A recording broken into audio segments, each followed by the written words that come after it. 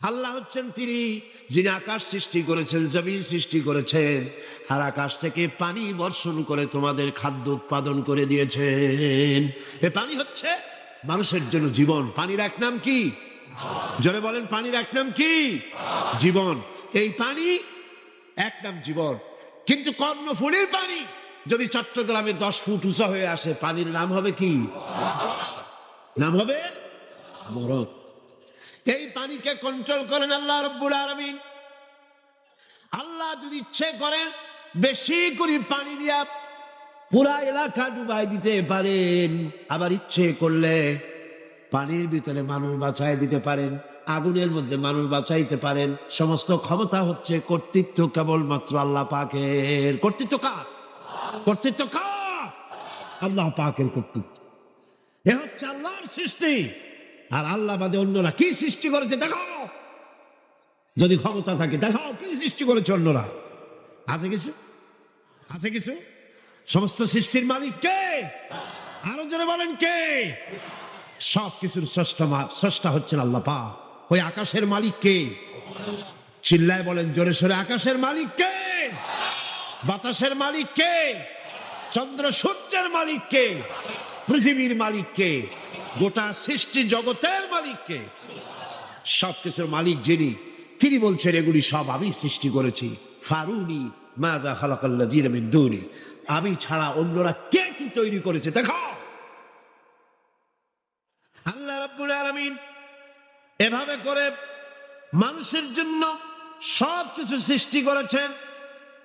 তার খাবারের ব্যবস্থা করেছেন, পড়ার ব্যবস্থা করেছেন, গাছপালা তৈরি করেছেন, পানি তৈরি করেছেন, সব ব্যবস্থা করে দিয়েছেন।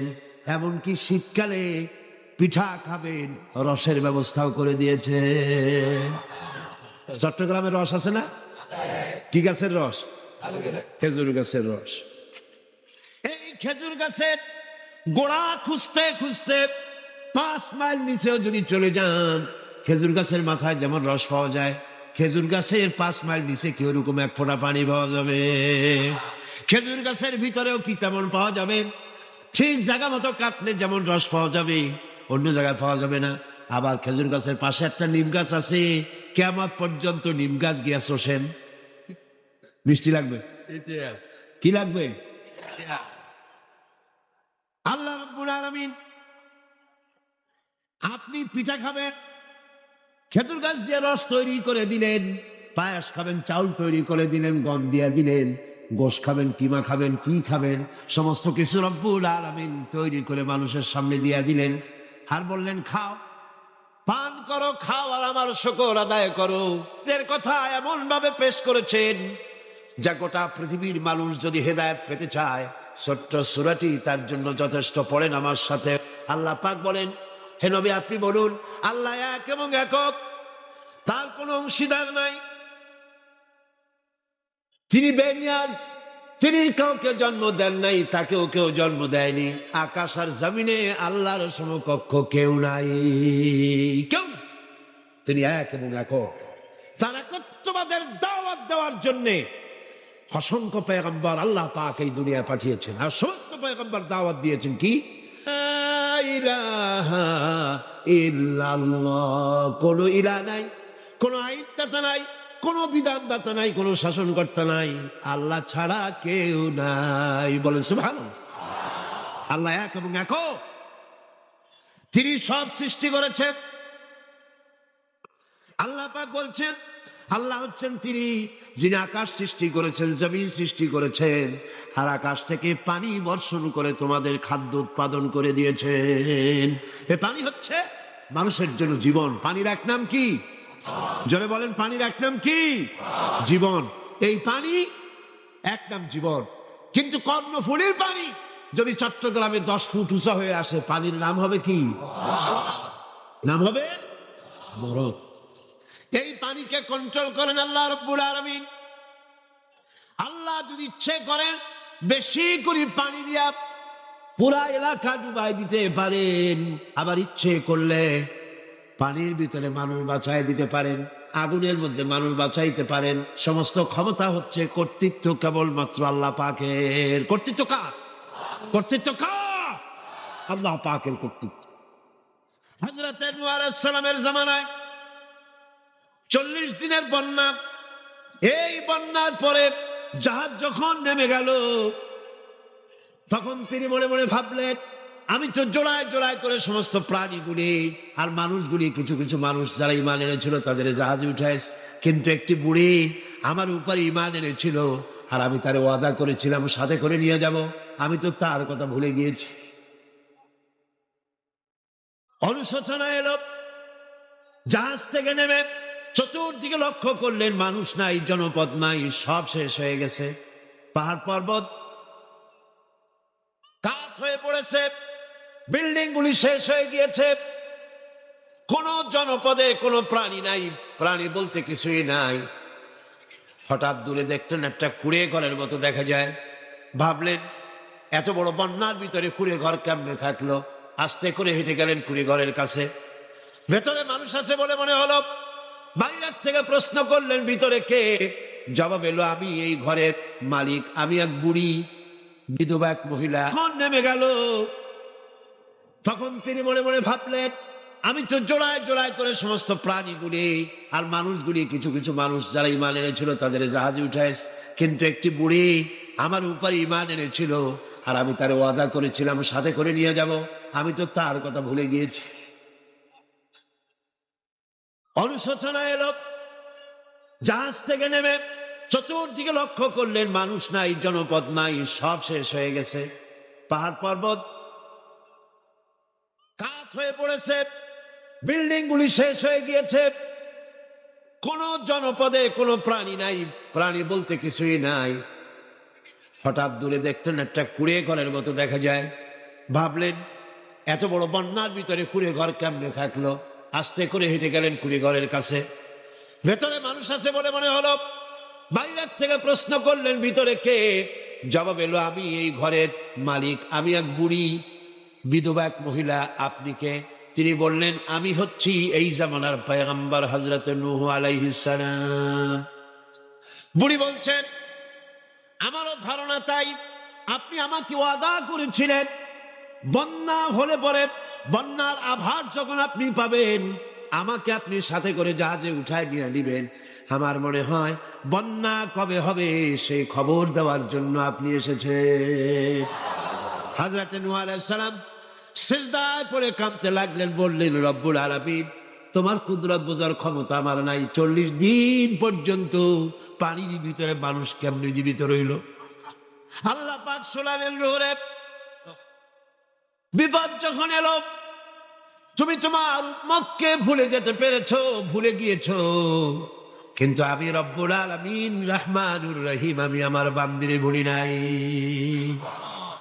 পানির স্রষ্টা আল্লাহ, পানির ভিতরে তিনি বাঁচাতে পারেন, আবার তিনি আগুনের ভিতরে বাঁচাতে পারেন, সব কিছু করতে পারেন। সমস্ত ক্ষমতা আল্লাহ পাকের। সমস্ত ক্ষমতা কার? আরো জোরে বলেন, কার? আল্লাহ পাক বলেন, এভাবে করে আমি আকাশ সৃষ্টি করেছি, জমিন সৃষ্টি করেছি, বৃষ্টি দিয়েছি আর চন্দ্র সূর্য তৈরি করেছি। তারপরে আমি তোমাদেরকে নিয়ামত দিয়ে ভরে দিয়েছি। আমার নিয়ামত যদি গণনা করো, গুনে গুনে আমার নিয়ামত শেষ করতে পারবে না। সুবহানাল্লাহ। এ হচ্ছে আল্লাহর সৃষ্টি। আর আল্লাহ বাদে অন্যরা কি সৃষ্টি করেছে দেখাও, যদি ক্ষমতা থাকে দেখাও কি সৃষ্টি করেছে অন্যরা। আছে কিছু? আছে কিছু? সমস্ত সৃষ্টির মালিক কে? আরো জোরে বলেন, কে? সব কিছুর স্রষ্টা হচ্ছেন আল্লাহ পাক। ওই আকাশের মালিক কে? চিল্লায় বলেন জোরে সোরে, আকাশের মালিক কে? বাতাসের মালিক কে? চন্দ্র সূর্যের মালিক কে? পৃথিবীর মালিক কে? গোটা সৃষ্টি জগতের মালিক কে? সবকিছুর মালিক যিনি, তিনি বলছেন, এগুলি সব আমি সৃষ্টি করেছি। ফারুনি মাযা খালাকাল্লাযীনা মিন দুনি, আমি ছাড়া অন্যরা কে কি তৈরি করেছে দেখো। আল্লাহ রাব্বুল আলামিন এভাবে করে মানুষের জন্য সবকিছু সৃষ্টি করেছেন। তার খাবারের ব্যবস্থা করেছেন, পড়ার ব্যবস্থা করেছেন, গাছপালা তৈরি করেছেন, পানি তৈরি করেছেন, সব ব্যবস্থা করে দিয়েছেন। এমনকি শীতকালে পিঠা খাবেন, রসের ব্যবস্থাও করে দিয়েছে। চট্টগ্রামের রস আছে না? কি গাছের রস? খেজুর গাছের রস। এই খেজুর গাছের গোড়া খুঁজতে খুঁজতে 5 মাইল নিচেও যদি চলে যান, খেজুর গাছের মাথায় যেমন রস পাওয়া যায়, খেজুর গাছের 5 মাইল নিচে কি ওরকম এক ফোঁটা পানি পাওয়া যাবে? খেজুর গাছের ভিতরেও কি তেমন পাওয়া যাবে? ঠিক জায়গা মতো কাটলে যেমন রস পাওয়া যাবে, অন্য জায়গায় পাওয়া যাবে না। আবার খেজুর গাছের পাশে একটা নিম গাছ আছে, কিয়ামত পর্যন্ত নিম গাছ গিয়া শোষেন। মিষ্টি লাগবে? কি লাগবে? আল্লাহ রাব্বুল আলামিন, আপনি পিঠা খাবেন, খেজুর গাছ দিয়ে রস তৈরি করে দিলেন। পায়েস খাবেন, চাউল তৈরি করে দিলেন, গম দিয়ে দিলেন। গোশ খাবেন, কিমা খাবেন, কি খাবেন, সমস্ত কিছু রব্বুল আলামিন তৈরি করে মানুষের সামনে দিয়ে দিলেন। আর বললেন খাও, পান করো, খাও, আর আমার শুকর আদায় করো। শীত যখন আসে, এত প্রচন্ড শীত, গোটা পৃথিবী যত এসি আছে, সমস্ত শক্তিশালী এসি প্লান্ট একযোগে যদি ছেড়ে দেওয়া হয়, আপনার শীতকালে শীত দেন, তার সহস্র কোটি কোটি ভাগের 1 ভাগের শীতও কি পৃথিবীর মানুষ তার যন্ত্রপাতি দিয়ে তৈরি করতে পারবে? পারবে। সূর্য দিয়ে প্রতি মুহূর্তে আল্লাহ পাক যে তাপ দেন, গোটা বিশ্বের সমস্ত আগুন একসঙ্গে যদি জ্বালানো হয়, সেই তাপ কি তৈরি করা সম্ভব হবে? হবে না। আল্লাহ রাব্বুল আলামিন মানুষের কল্যাণের জন্য মানুষের যা কিছু প্রয়োজন সবকিছু একটা একটা করে এভাবে তৈরি করে মানুষের সামনে সবকিছু দিয়ে দিয়েছেন এবং প্রয়োজন মিটিয়ে দিয়েছেন। যার যা প্রয়োজন তা তিনি মিটিয়ে দিয়েছেন। আমাদের দেশে, আমার দেশের বাঘ, আমার দেশের হরিণ, আমার দেশের কুকুর, তাদের গায়ে তারা যে ধরনের ইউরোপ আমেরিকার শীত প্রধান দেশের পশুগুলি এরকমের না। তার মানে হলো আমার দেশ শীত প্রধান নয়, ছোট্ট ছোট্ট পশম হলে চলে, কিন্তু শীত প্রধান দেশের কুকুরগুলি, বাঘ এবং সিংহ যেগুলি জঙ্গলে থাকে, তাদের গায়ে এমন লম্বা লম্বা পশম দিয়ে আল্লাহ চামড়া বানায় দিয়েছে, যা দিয়ে তার সম্পূর্ণ শরীরটা ঢেকে যেতেছে। স্থায়ী কম্বলের ব্যবস্থা রব্বুল আলামিন করে দিয়েছেন। কে দিয়েছেন? আল্লাহ পাক দিয়েছে। আল্লাহ পাক যা খুশি তাই করতে পারেন। তিনি যা করেন সেজন্য কারো কাছে তাকে কৈফিয়ত দিতে হয় না, বরং গোটা বিশ্ব আল্লাহর কাছে কৈফিয়ত দিতে বাধ্য। সমস্ত বিশ্ব কৈফিয়ত দিতে কার কাছে বাধ্য? আল্লাহ পাকের কাছে কৈফিয়ত দিতে বাধ্য। প্রচন্ড শক্তির মালিক। মানুষেরা বোঝে না, ক্ষমতায় যখন আসে তখন চতুর্দিকে দেখে ক্ষমতার ক্ষমতা, কি যে করবে দিশা করতে পারে না। সারা জীবন ক্ষমতায় টিকে থাকার জন্য সর্বাত্মক প্রচেষ্টা চালায়, দেখ যখন পাইছি আর ছাড়বো না, ঠিক কিনা? এই চেষ্টা চালায়। কিন্তু আল্লাহ পাকের মূল ক্ষমতা তো আল্লাহর হাতে। আল্লাহ পাক ক্ষমতা দিয়ে বলেন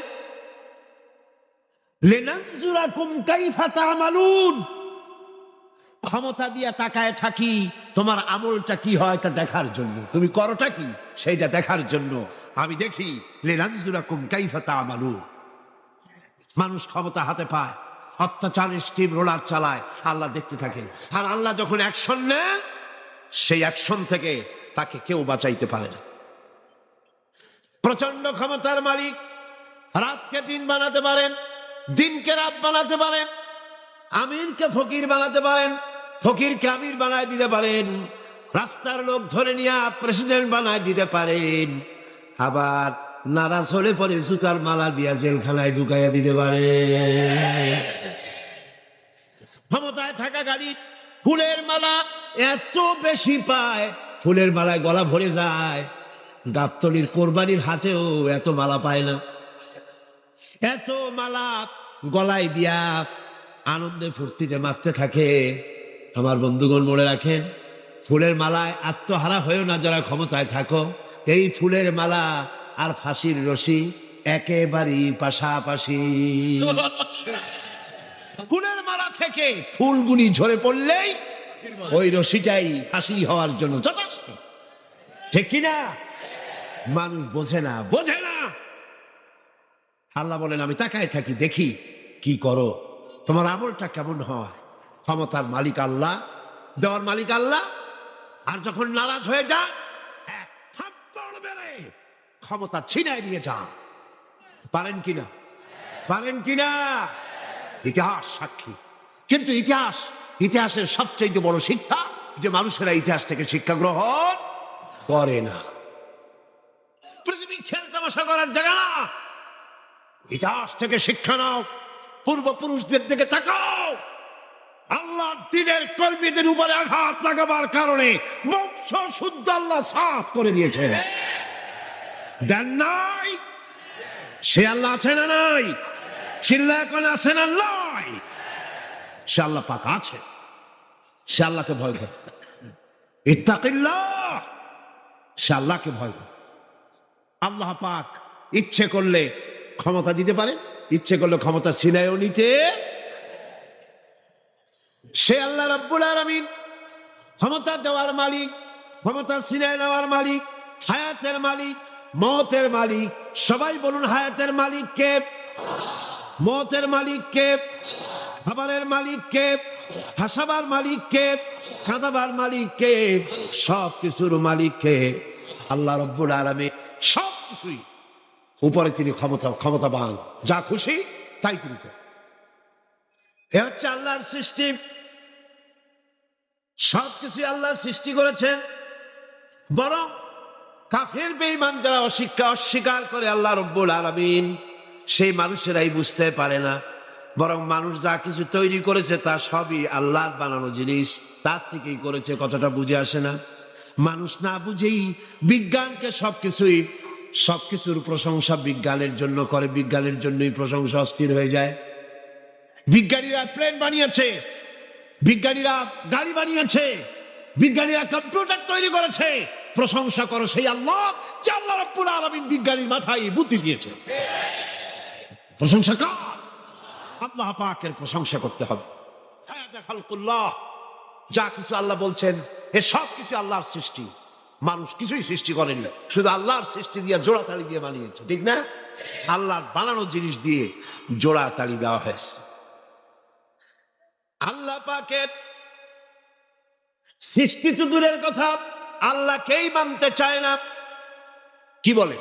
বলে আনসিন ইজ নাথিং। শুনছেন কথা? Unseen is nothing. যা দেখা যায় না তা কিছুই না, মানি না। যার রং নাই, রূপ নাই, ধরা যায় না, ছোঁয়া যায় না, অনুভব করা যায় না, তা মানি না।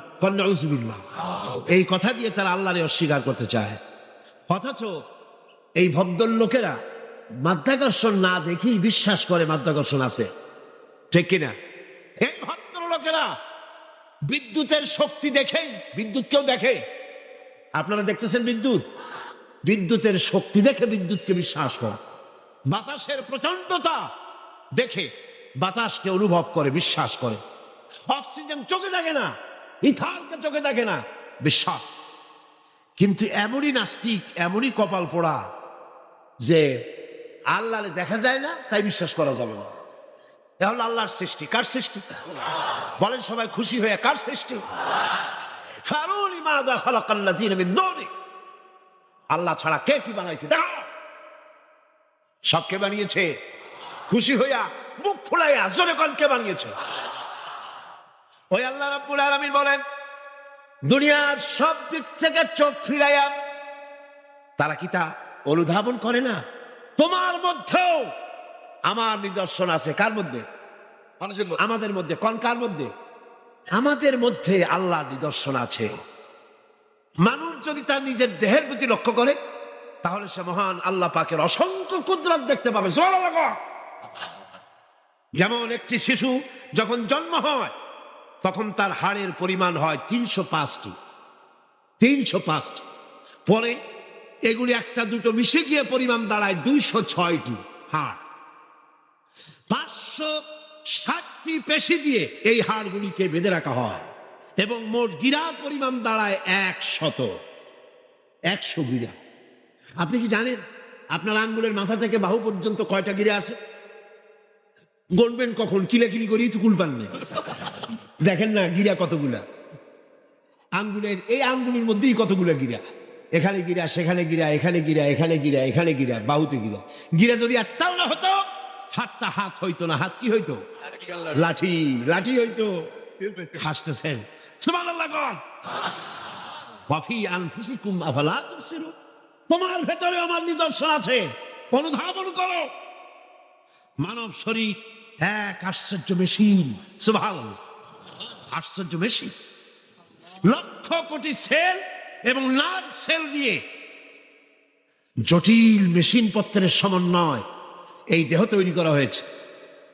এবং এই শরীরের ভিতরে দুটো মূল্যবান জিনিস আছে।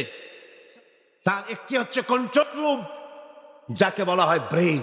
যেটা কি? ব্রেইন। আরেকটি হচ্ছে জেনারেটর। সেই জেনারেটরটা কি? আপনার হৃৎপিণ্ড। ওয়াফি আনফুসিকুম আফালা তুবসিরুন। লক্ষ্য করো না কেমনে? তোমার শরীরের দিকে তাকাও না। Brain, control room. হার্টের কাজ হচ্ছে রক্তগুলিকে সার্কুলার করা, রক্তগুলিকে পৌঁছে দেওয়া সর্বত্র। যা খাচ্ছেন সমস্ত খাদ্যগুলিকে, রক্ত তৈরি হচ্ছে, হার্টের কাজ হলো এটাকে এইভাবে করে করে পৌঁছে দেওয়া। আর এই রক্তগুলি যদি না পৌঁছায়, শরীরের যে অংশে রক্ত পৌঁছাবে না সে অংশ কি হবে?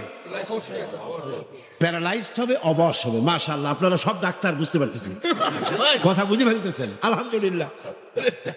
রক্ত পৌঁছাবে না, প্যারালাইজড হয়ে যাবে। এই জন্য আল্লাহ কি করেছেন? পায়ের বুড়ো আঙ্গুল থেকে শুরু করে মস্তিষ্কের মাথা পর্যন্ত অসংখ্য নার্ভ, শিরা, উপশিরা দিয়ে ভরে দিয়েছেন। কত শিরা, কত উপশিরা! চিকিৎসা বিজ্ঞানীরা বলেছেন, মানুষের দেহের ভিতরে যত শিরা এবং উপশিরা আছে সবগুলি যদি বের করে একটার সাথে আর একটা গিরা দেওয়া হয়, তাহলে তা এত লম্বা হবে যা দিয়া গোটা পৃথিবী 3 বার ঘোরা যাবে। এই শিরা উপশিরা গুলি যদি ছিঁড়ে ছিঁড়ে শরীর থেকে বের করে করে পাশাপাশি যদি সাজানো হয়, তাহলে 3 একর জমিন লাগবে সাজায়া রাখতে। এত শিরা উপশিরা দিয়ে এই পৃথিবী, এই শরীরটাকে আল্লাহ পাক সাজিয়ে দিয়েছে, গুছিয়ে দিয়েছে। অসংখ্য শিরা উপশিরা। হার্টের কাজ হলো রক্ত আসতেছে পাঞ্চ করে করে, এভাবে করে করে রক্ত পৌঁছায় দিচ্ছে হার্ট থেকে, তার মাথা থেকে শুরু করে পা পর্যন্ত। হার্ট প্রতি মিনিটে 10 পাউন্ড রক্ত সঞ্চালন করছে। ব্যায়ামের সময়ের পরিমাণ গিয়ে দাঁড়ায় 30 পাউন্ড। এবং এক সময় যদি আপনি আহত হন, অনেকগুলি রক্ত যদি বেরিয়ে যায়, অন্তত 2.5 পাউন্ডের মতো রক্ত আপনার শরীরের মধ্যে সব সময় রিজার্ভ থাকে। কে রাখে? কে রাখে? কে রাখে? ভালো। এবার আপনার হার্ট যদি দুর্বল হয়, হার্ট অ্যাটাক হয় না? সিটাগাঙ্গে নাও হইতে পারে, নাকি হয়?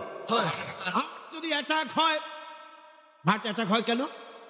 হার্টের যেই জিনিস ভেতর দিয়ে রক্তগুলি প্রবাহিত হয়, আর্টারি যেগুলি, এই আর্টারিগুলি যদি অতিরিক্ত চর্বির কারণে, অনেকে তো খায় জম্মের খাওয়া, ডাইনি বাই তাকায় না, সুবহানাল্লাহ, সাইরেন কপাল বাদ দিয়ার সব পেট খাওয়ার সময় বিসমিল্লাহ কয় না, শেষও আলহামদুলিল্লাহ কয় না, খায় আর কয় যা মজা হইছে। কুলু ওয়া তামাত্তাউ। পাইকারি দরে খেলে পরে চর্বি হবে। এই চর্বিগুলো গিয়ে হার্টের যে আর্টারিগুলি আছে, রগ আছে, এই রগগুলির ভিতরে চর্বি জমে যায়। চর্বি জমার কারণে রক্ত পাস করতে পারে না, হার্ট অ্যাটাক করে। হার্ট অ্যাটাক করলে পরে রোগী যদি বেঁচে যায়, তাহলে বাইপাস অপারেশন করতে হয়। বাইপাস অপারেশন করতে যখন যায়, তখন তার জন্য রগ দরকার। ওই যেটা ব্লক হয়েছে ওটা ফেলে দিতে হবে, নতুন আরেকটা রগ লাগবে। এবার আপনি দেখেন, আমার আল্লাহর কুদরতের দিকে তাকান। আপনার হার্ট অ্যাটাক করতে পারে, নতুন করে একটা রগের দরকার হতে পারে। এই রগ গরুর রগ দিয়া হবে না, এই রগটা ছাগলের রগ দিয়া হবে না। কোথায় পাবেন রগ? কে দেবে আপনার রগ? আল্লাহ পাক আপনার পায়ের ভেতরে রানের মধ্য দিয়া স্পায়ার রগ সেখানে রেখে দিয়েছেন। হার্ট অপারেশন যখন করা হয়, ডাক্তারেরা ব্লক করা হার্ট, ওই রগটাকে ফেলে দিয়া উরুর ভিতর থেকে রগ বের করে কলিজার মধ্যে লাগায়া দেয়। সুবহানাল্লাহ। দুটি মাত্র কিডনি হলে, একটি মাত্র কিডনি হলে শরীরটা আপনার বেঁচে যায়। আল্লাহ রাব্বুল আলামিন শরীরের ভিতরে দুইটা কিডনি দিয়েছেন। কিডনির নাম জীবন। কিডনির নাম কি? কিডনি অচল হলে আপনি অচল হয়ে যাবেন, শরীর ফুলে যাবে, আপনি মরে যাবেন তাড়াতাড়ি করে, রক্ত শূন্যতা দেখা দেবে। কিডনিকে বাঁচায় রাখা প্রত্যেকের জন্য জরুরি। আর কিডনি বাঁচাবার জন্য পানি খাবেন বেশি করে। কি খাবেন? কি খাবেন? পানি। সুবহানাল্লাহ, সুবহানাল্লাহ। এ পানি কার নিয়ামত, পানির অপচয় করবেন না। আমার নবী বলেছেন, প্রবাহমান নদীর ঘাটে বসেও এক ফোঁটা পানির অপচয় করো না। প্রবাহমান নদীর ঘাটে বসেও পানির অপচয় করো না। সুবহানাল্লাহ। পানি নিয়ামত, পানি খান বেশি করে, কিডনি সচল থাকবে। আলহামদুলিল্লাহ। একটা কিডনি হলে চলে, আল্লাহ পাক দুটি কিডনি দিয়েছেন, একটা বন্ধ হলে যেন আর একটা দিয়ে সে যেন চলতে পারে। সুবহানাল্লাহ। মানুষের শরীরের ভেতরে এই পরিমাণ লেমন আছে যা দিয়া একটা ঘর সাদা বানানো যায়, এই পরিমাণ ফসফরাস আছে যা দিয়া ২৫০০ ম্যাচ বানানো যায়। তোমার শরীরের ভিতরে আমার নিদর্শন আছে। মানুষের এই আশ্চর্যজনক দেহটাকে ঢেকে দেওয়া হয়েছে একটি শ্বেতাতপ নিয়ন্ত্রিত চামড়া দিয়া। সেই চামড়াটা ২০ বর্গ ফিট। এই চামড়ার ভেতরে রয়েছে অসংখ্য লোমকূপ। অসংখ্য লোমকূপ দিয়ে এই চামড়াটা তৈরি করে দেওয়া হয়েছে, এবং এই চামড়া দিয়ে শীত এবং গরম অনুভব করার শক্তি দেওয়া হয়েছে। দুটি চোখ দেওয়া হয়েছে, শ্রবণের জন্য কান দেওয়া হয়েছে। কে তিনি যিনি আমরা চোখ দিয়া নেগেটিভ দেখি? চোখ দিয়া কি দেখি? চোখ দিয়া দৃশ্যের নেগেটিভটা দেখি। ওই দেখার সাথে সাথে ব্রেনের ভিতরে গিয়া কোন শক্তি পজিটিভ বানায়া আমারে দেখায়, তার নাম কি? আমার কানের ভিতরে অসংখ্য শব্দ চতুর্দিক থেকে আসে। শব্দগুলিকে বিন্যস্ত করে একটা একটা করে শোনবার জন্য আমার কে কানের ভিতরে কে ব্যবস্থা করে দিয়েছেন, তার নাম কি? একটা মাত্র জিহ্বা, একটি মাত্র জিহ্বা মুখের মধ্যে আল্লাহ দান করেছেন। এই জিহ্বার ভিতরে কত স্বাদ আল্লাহ রব্বুল আলামিন দান করে দিলেন। এই জিহ্বায় রসগোল্লার স্বাদ একরকম, জিলাপির স্বাদ আর এক রকম, চানাচুরের স্বাদ একরকম, পুঁটি মাছের স্বাদ একরকম, লোট্টা ফিশের স্বাদ আর একরকম, ঠিক কিনা? শুটকি মাছের স্বাদ আর একরকম, কাবাবের স্বাদ আর একরকম, আপেলের স্বাদ একরকম, বড়ের স্বাদ একরকম। একটা জিহ্বা দিয়া হাজারো স্বাদ নেওয়ার তৌফিক দিলেন আল্লাহ। সেই খাবার সময় বিসমিল্লাহ বলে না, পরেও আলহামদুলিল্লাহ কয় না। এত নিয়ামত দিয়ে আল্লাহ পাক এই সজীব শরীরকে সাজিয়েছেন, শরীরটাকে সুন্দর করেছেন, সুগঠিত করেছেন। আল্লাহ পাক বলেন, তোমার শরীরের ভিতরে রয়েছে আমার দৃষ্টান্ত, এগুলি দেখো। তোমার ব্রেইন, মানুষের মাথায় যে মাথার ভিতরে যে ব্রেইন দেওয়া হয়েছে, এর ভিতরে রয়েছে অসংখ্য সেল, যার মধ্যে বুদ্ধি, প্রজ্ঞা, সুখ, দুঃখ, মেমোরি। এই পৃথিবীতে মানুষের মাথায় যে ব্রেন দেওয়া হয়েছে, এটা সর্বোচ্চ ওজন হচ্ছে 3 পাউন্ড। 3 পাউন্ড ওজনের এই বস্তুটিকে রাখা হয় মাথার খুঁড়ির মধ্যে, মাথার মাঝখানে। এই ব্রেন দেহের কোটি কোটি সেনা প্রহরীকে পাহারার কাজে লাগায়। ব্রেন বুদ্ধি করে, বুদ্ধি দিয়ে লাগায়। পৃথিবীর মানুষের মাথায় আল্লাহ পাক যে মেমোরি দিয়েছেন, যে স্মৃতিশক্তি দিয়েছেন, সারা পৃথিবীর সমস্ত ডাটা, সমস্ত ইনফরমেশন সবগুলি মানুষ যদি তার মেমোরিতে নিয়ে নেয়, তারপরেও আল্লাহ পাক মেমোরিতে এত জায়গা করেছেন যে তার 1,00,000 ভাগের 1 ভাগও ভরবে না। এই ব্রেন দিয়ে আল্লাহ পাক মানুষকে বুঝতে বলেছেন, তাকাও, লক্ষ্য করো, আমার পৃথিবী দেখো, দুনিয়া দেখো, নিজেকে দেখো, এবং আমার অস্তিত্বের কথা স্বীকার করো। আমি তোমাকে সৃষ্টি করেছি। এখন দেখাও তো অন্যরা কি সৃষ্টি করেছে, অন্যরা কি সৃষ্টি করেছে? আছে কিছু? অন্যরা আল্লাহর জিনিস দিয়া, তারা আল্লাহর জিনিস দিয়া জোড়াতালি দিয়ে তৈরি করেছে, কিন্তু সমস্ত সৃষ্টির মূল হচ্ছে আল্লাহ পাক। আজকে আমাদের সন্তানদেরকে যদি কোরআন থেকে আজকে যে কথাগুলি বললাম, এই কথাগুলি যদি কলেজে বিশ্ববিদ্যালয়ে পড়ানো হতো, আমার ছেলে কি নাস্তিক হতে পারত? বলেন, আমার এই ছেলে কলেজে বিশ্ববিদ্যালয়ে যেসব ছেলেপেলেরা পড়ে, এগুলি কি বোম্বাই থেকে আসছে না মঙ্গল গ্রহ থেকে নাজিল হয়েছে? আমাদের ছেলেবেলে কিনা। এই ছেলে যখন প্রাইমারি স্কুলে পড়তো তখন রমজান মাসে সেহরি করতে না উঠাইলে সকালবেলায় মা বাপের উপরে অভিমান করে, রাগ করে, কান্দাকাটি করে না খাইয়া সারাদিন রোজা রেখেছে, ঠিক না? যেই না কলেজে ঢুকলো নামাজ গেল, রোজা গেল, চরিত্র গেল। এরপরে আলেম ওলামা পীর বুজুর্গ দেখলি বলতে থাকে এরা এই দেশটারে খাইছে। দেশ খাইলো কেমন? আলেম ওলামারা তারা কি দেশে কখনো ক্ষমতায় গেছে? বলেন গেছে? আলেম ওলামা তো জীবনে ক্ষমতাই যায় নাই, তারা দেশ খাইলো কি করে? যারা ক্ষমতা থাকে ওরা খায় না, যারা ক্ষমতায় যায় না ওরা খায় জম্বেল খাওয়া। আশ্চর্য কথা, এরা এই দেশটারে খাইছে। নামাজ নাই, রোজা নাই, তারপরে বলা শুরু করে আল্লাহ নাই।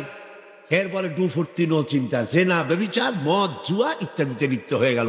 আমার সোনার টুকরা ছেলে যেই না গেল বিশ্ববিদ্যালয়, কয়লার টুকরায় পরিণত হয়ে গেল, ঠিক কিনা? এটা কে করলো? কে করলো?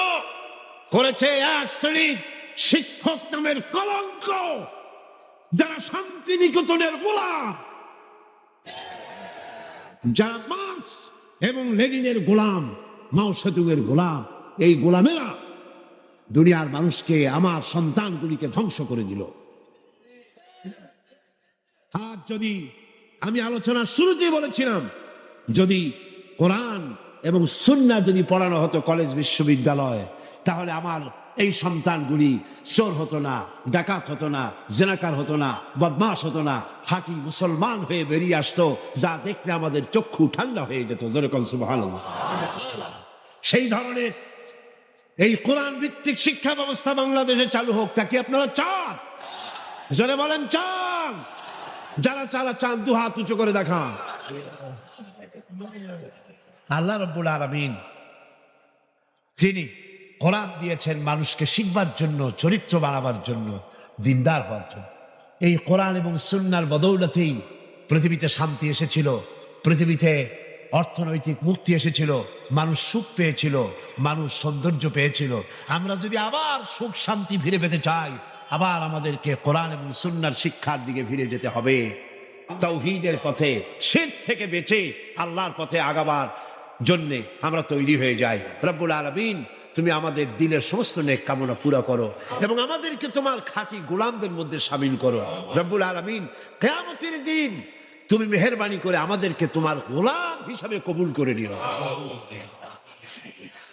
আজ সৌভাগ্যবান জাতি পৃথিবীর এই মুসলমান, পৃথিবীর মানুষ, পৃথিবীর শ্রেষ্ঠ সৌভাগ্যবান জাতি মুসলমান, যেহেতু কোরআন তাদের কাছে আছে।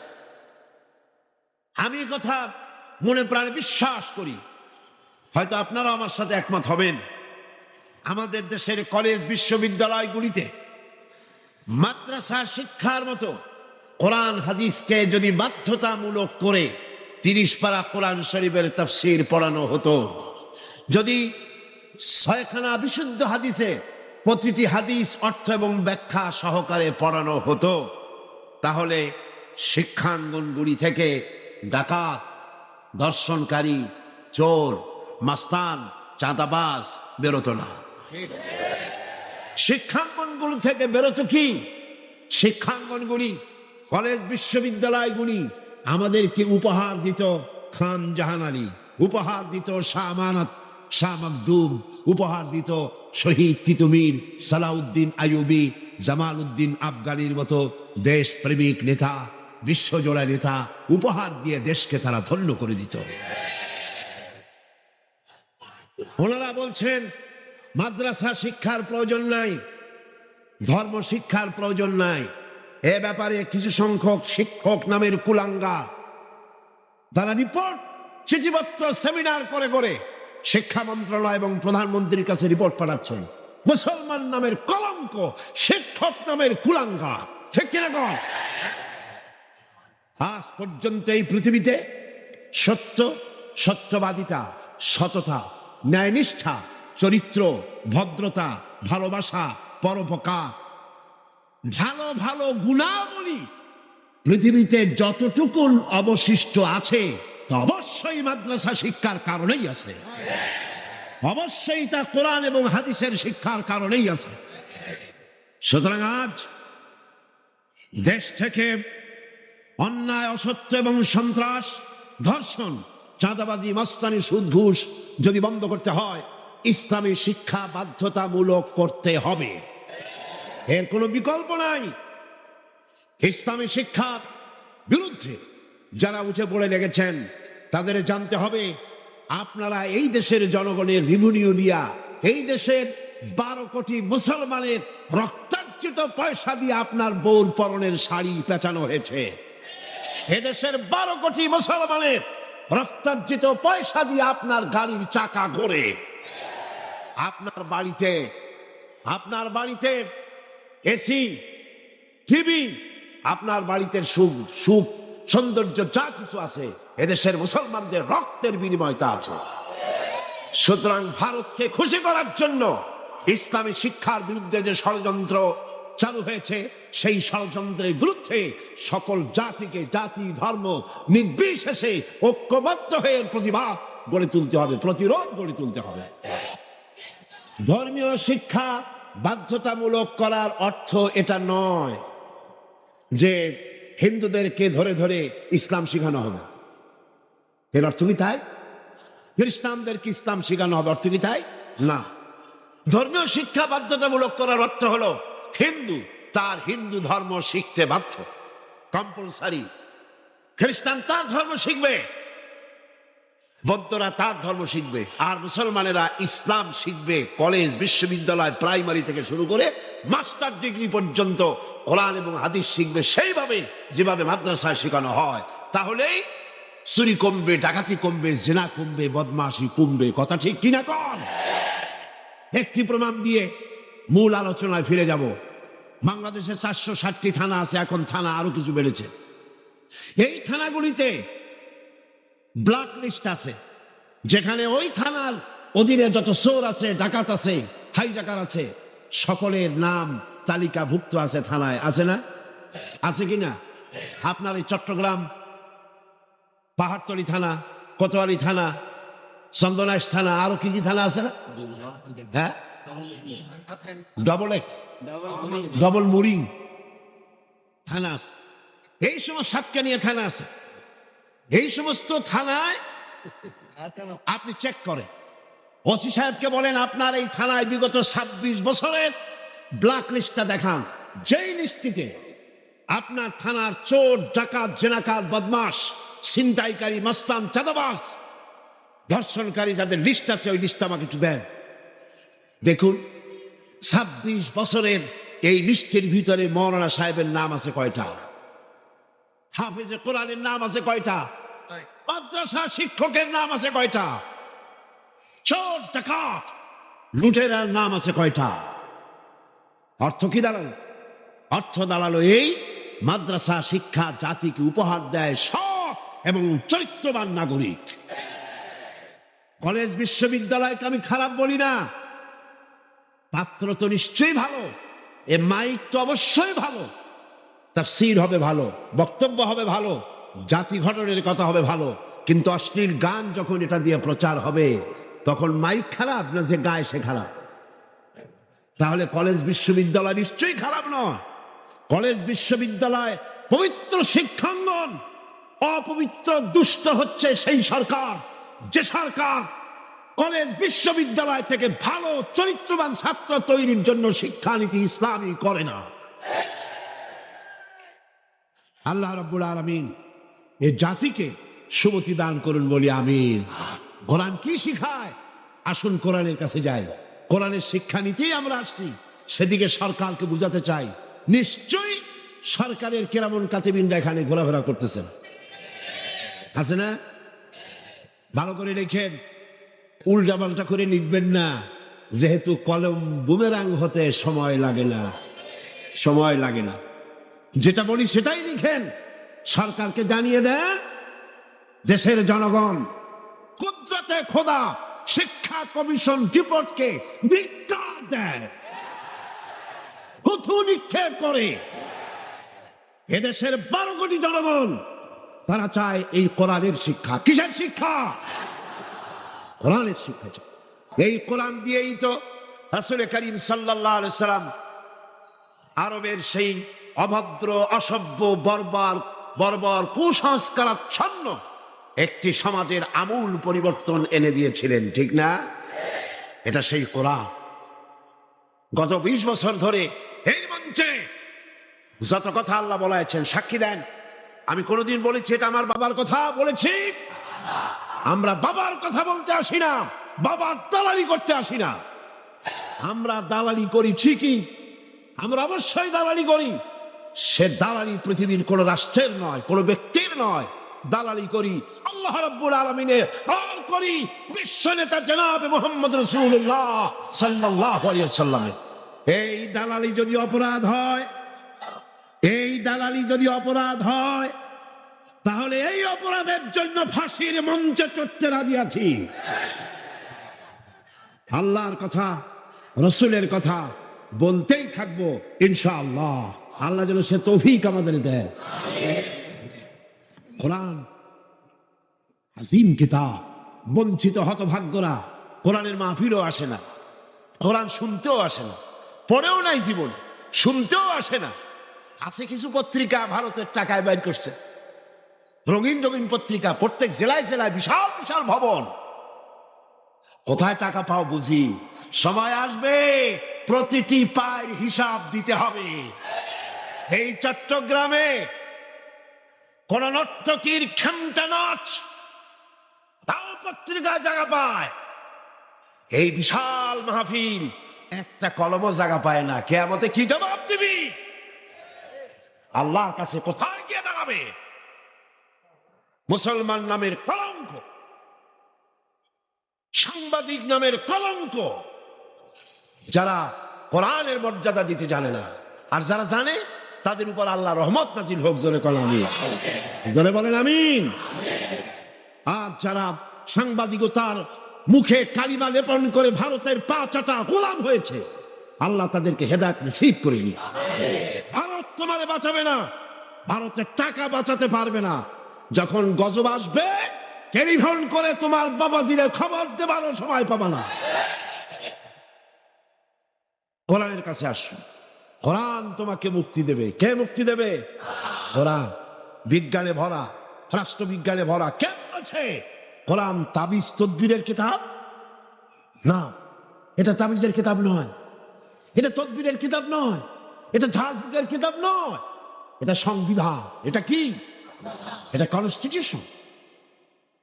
এটি গোটা বিশ্বের সমস্ত মানব মণ্ডলীর চালিকা শক্তি, গোটা রাষ্ট্র পরিচালনার, গোটা দুনিয়া চালাবার শক্তি প্রদান করে, মানুষকে জীবনী শক্তি দান করে যে জিনিস, তার নাম কোরআন। তার নাম কি? আসেন সেই কোরআন থেকেই আলোচনা করি। পরের আমার সাথে শয়তান দূর করে দেওয়া হোক, শয়তানে যাতে ওয়াসওয়াসা দিতে না পারে। কে শিখাই দিচ্ছেন আমাদের? আল্লাহ। পরম করুণাময় আল্লাহর নামে শুরু করছি। আল্লাহ পাক বলছেন, খালাকাস সামাওয়াতি বিগাইরি আমাদিন তারাউনাহা। তিনি আকাশ সৃষ্টি করেছেন, আকাশসমূহ সৃষ্টি করেছেন কোন রকম স্তম্ভ ছাড়াই, যা তোমরা দেখতে পাও। আর এই পৃথিবী যেন তোমাকে নিয়ে ঢলে না পড়ে, সেজন্য পাহাড় গেড়ে দেওয়া হয়েছে। আর নানা ধরনের জীবজন্তু আল্লাহ পাক সৃষ্টি করে গোটা পৃথিবী ছড়িয়ে দিয়েছে। আর আমি আকাশ থেকে বৃষ্টি বর্ষণ করি, আর এর দ্বারা পৃথিবীর বুকে উত্তম উৎপাদন আমি সৃষ্টি করি। এ হচ্ছে আল্লাহ পাকের সৃষ্টি। অতঃপর দেখাও অন্যরা কি সৃষ্টি করেছে। এগুলি হচ্ছে আল্লাহর সৃষ্টি, আর এরপরে দেখাও অন্যরা কি সৃষ্টি করেছে। অবশ্যই তোমরা অত্যাচারী এবং গোমরাহির ভিতরে, সুস্পষ্ট গোমরাহির ভিতরে লিপ্ত রয়েছে। এ হচ্ছে আয়াতে কারিমার শাব্দিক অর্থ। চলুন এবার আলোচনায় যাওয়া যাক। গতকালকে পর্যন্ত আলোচনা করেছিলাম, ওটি ছিল প্রারম্ভিক প্রস্তাবনা, সূরা লোকমানে প্রারম্ভিক প্রস্তাবনা। এখন আল্লাহ পাক মূল কথায় ফিরে আসতেছেন, যেটা তিনি বুঝাতে চান। তার অর্থ হলো তাওহীদ প্রতিষ্ঠিত করতে চান এবং শিরক থেকে তাওহীদ পন্থীদেরকে বাঁচাতে চান, বিশ্ববাসীকে বাঁচাতে চান। আগেই বলেছি, কোরআন কিন্তু শুধু মুসলমানদের জন্য নয়, এটা হচ্ছে গোটা পৃথিবীর মানুষের জন্য। কোরআন কাদের জন্য বলেন না? কাদের জন্য? গোটা বিশ্ববাসীর জন্য আল্লাহ পাক কোরআন অবতীর্ণ করেছেন। এবং সেই কোরআনের ভিতরে আল্লাহ পাক তাওহীদের কথা বলছেন, যে দেখো তাওহীদ, দেখো সেটা হচ্ছে খালাকাস সামাওয়াতি বিগাইরি আমাদিন, বিগাইরি আমাদিন, কোন স্তম্ভ ছাড়াই। এই যে এতটুকুন শামিয়ানা, এতটুকুন বললাম আকাশের তুলনায়, এমনি তো চট্টগ্রামের তুলনায় বিশাল, ঠিক কিনা? জনগণ ঠিক কিনা? চট্টগ্রামের তুলনায় বিশাল শামিয়ানা কিনা? কিন্তু আকাশের তুলনায় কি কিছু?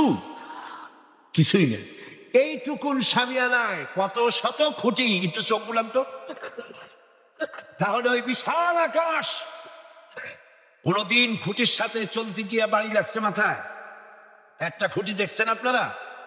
বিগাইরি আমাদিন তারাউনাহা, যা স্পষ্ট চোখে তোমরা দেখতে পাও না, তোমাদের চোখে ধরা পড়ে না, স্তম্ভ ছাড়াই ওই বিশাল আকাশকে তিনি সৃষ্টি করেছেন। এর দুটি অর্থ হতে পারে।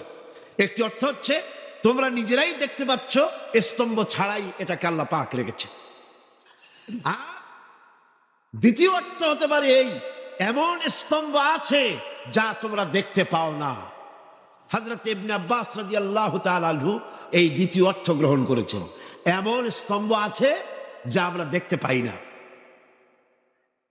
কিন্তু বর্তমান যুগের পদার্থ বিজ্ঞান দিয়ে যদি এর উপরে বর্ণনা করা যায়, আলোচনা করা যায়, তাহলে এভাবে বলা যেতে পারে যে সমগ্র বিশ্ব, এই মহাজাগত, স্যাটেলাইট,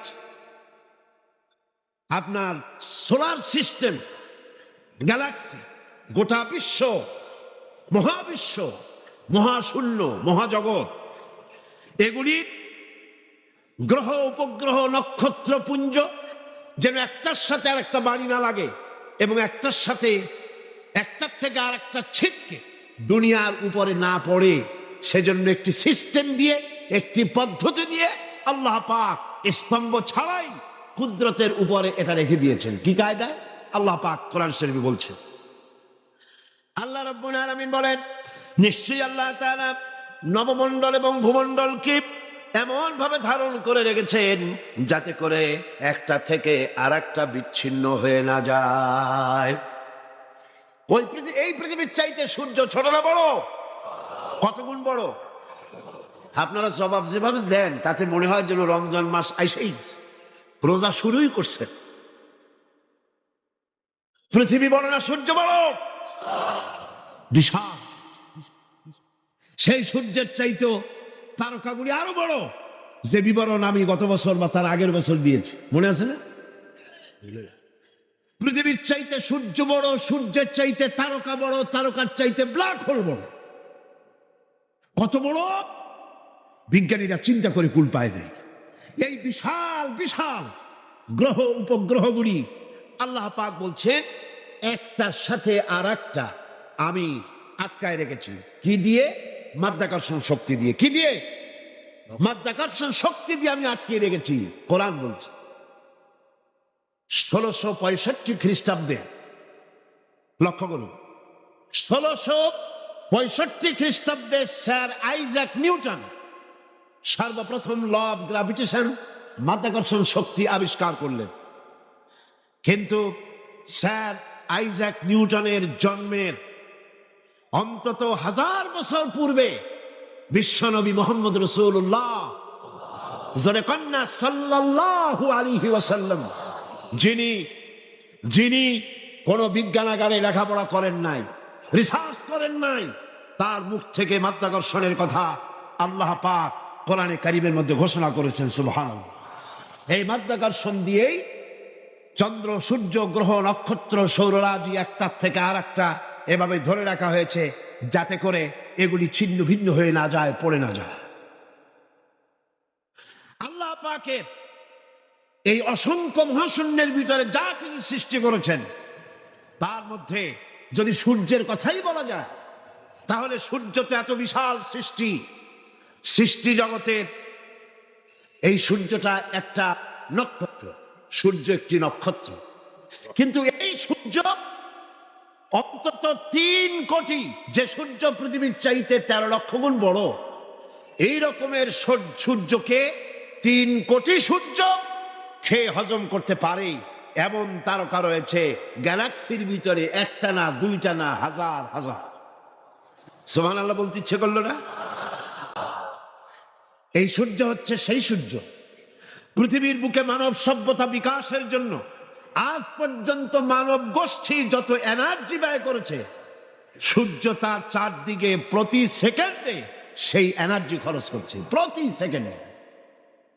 শুধু তাই নয়, এই জ্বলন্ত সূর্যের সম্মুখ ভাগ থেকে এক প্রকারের জ্বালানি গ্যাস নির্গত হয়, বিজ্ঞানীরা যার নাম দিয়েছে স্পাইকুলস।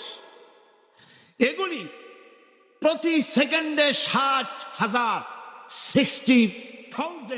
মাইল, 60,000 মাইল বেগে প্রতি সেকেন্ডে স্পাইকুলস গ্যাস প্রতি সেকেন্ডের থেকে নিক্ষিপ্ত হচ্ছে, বেরিয়ে যাচ্ছে। এই স্পাইকুলস গ্যাস যদি পৃথিবীর মাটিতে স্পর্শ করত, গোটা পৃথিবী জ্বলে পুড়ে ভস্ম হয়ে যেত। কিন্তু প্রতি মুহূর্তে, প্রতি সেকেন্ডে 60,000 মাইল বেগে যে গ্যাসগুলি নির্গত হচ্ছে, কোন এক অদৃশ্য শক্তি সেই গ্যাসগুলিকে আবার সূর্যের দিকে ব্যাক করে দিচ্ছে, রিটার্ন করে দিচ্ছে, যাতে করে সৃষ্টি জগৎ ক্ষতিগ্রস্ত না হয়। আমার আল্লাহ বলছেন, অমা কুন্না আনিল খালকে গাফিলিন, আমি আমার সৃষ্টি জগৎ সম্পর্কে অমনোযোগী নই। সুবহানাল্লাহ।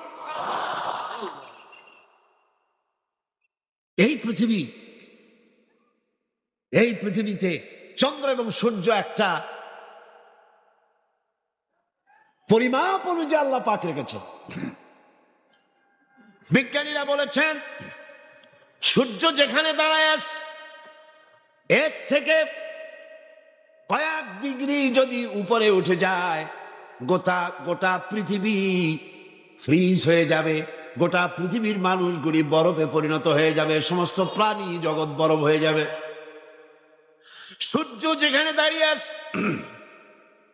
তার থেকে যদি কয়েক ডিগ্রি নিচে নেমে আসে, গোটা পৃথিবী জ্বলে পুড়ে ভস্মীভূত হয়ে যাবে। চাঁদ যেখানে দাঁড়িয়ে আছে, তার থেকে যদি কিছু উপরে উঠে যায়, গোটা পৃথিবী মরুভূমি হয়ে যাবে। যেখানে দাঁড়িয়ে আছে, তার থেকে যদি কিছু নিচে নেমে আসে, গোটা সমুদ্রের পানি স্ফীত হয়ে গোটা বিশ্ব পানির তলায় তলায়া যাবে। কে রেখেছেন এই একটি পরিমাপ অনুযায়ী? কে রেখেছেন? হাদা খালকুল্লাহ, এটাই হচ্ছে আল্লাহ পাকের সৃষ্টি। এই সৃষ্টিটা কার? সুতরাং সে আল্লাহ রাব্বুল আলামিন সূর্যকে, সূর্যের আলট্রা ভায়োলেট রে, এর অতি বেগুনি রশ্মি, যাতে করে পৃথিবীর মাটি স্পর্শ করতে না পারে, সেজন্য ওজোন স্তর, ওজোন লেয়ার দিয়েছে। ওজোন লেয়ার, এই লেয়ার আছে বলেই আলট্রা ভায়োলেট রে পৃথিবীর মাটিতে আসে না। এটি আল্লাহ পাক গোটা পৃথিবীর সৃষ্টি জগৎকে রক্ষার জন্য এই ব্যবস্থা করেছেন। কিন্তু সেই ওজোন স্তরে ফাটল ধরেছে। কারণ হচ্ছে আমরা এনভায়রনমেন্ট নষ্ট করেছি, পরিবেশ দূষিত করেছি। পরিবেশ নষ্ট করেছে কারা করেছে? এই মানুষেরা, এই আপনারাই পাহাড় কেটেছেন। আল্লাহ পাক বলছেন, আমি পাহাড় দিয়েছি যাতে করে পৃথিবী তোমাদেরকে নিয়ে হেলাদোলা করতে না পারে। পাহাড় গুলোকে গেড়ে দিয়েছি। আমরা পাহাড় কেটেছি, আমরা গাছ কেটেছি, সমানে গাছ কাটা হচ্ছে, গাছ কিন্তু লাগানো হচ্ছে না। যে পরিমাণে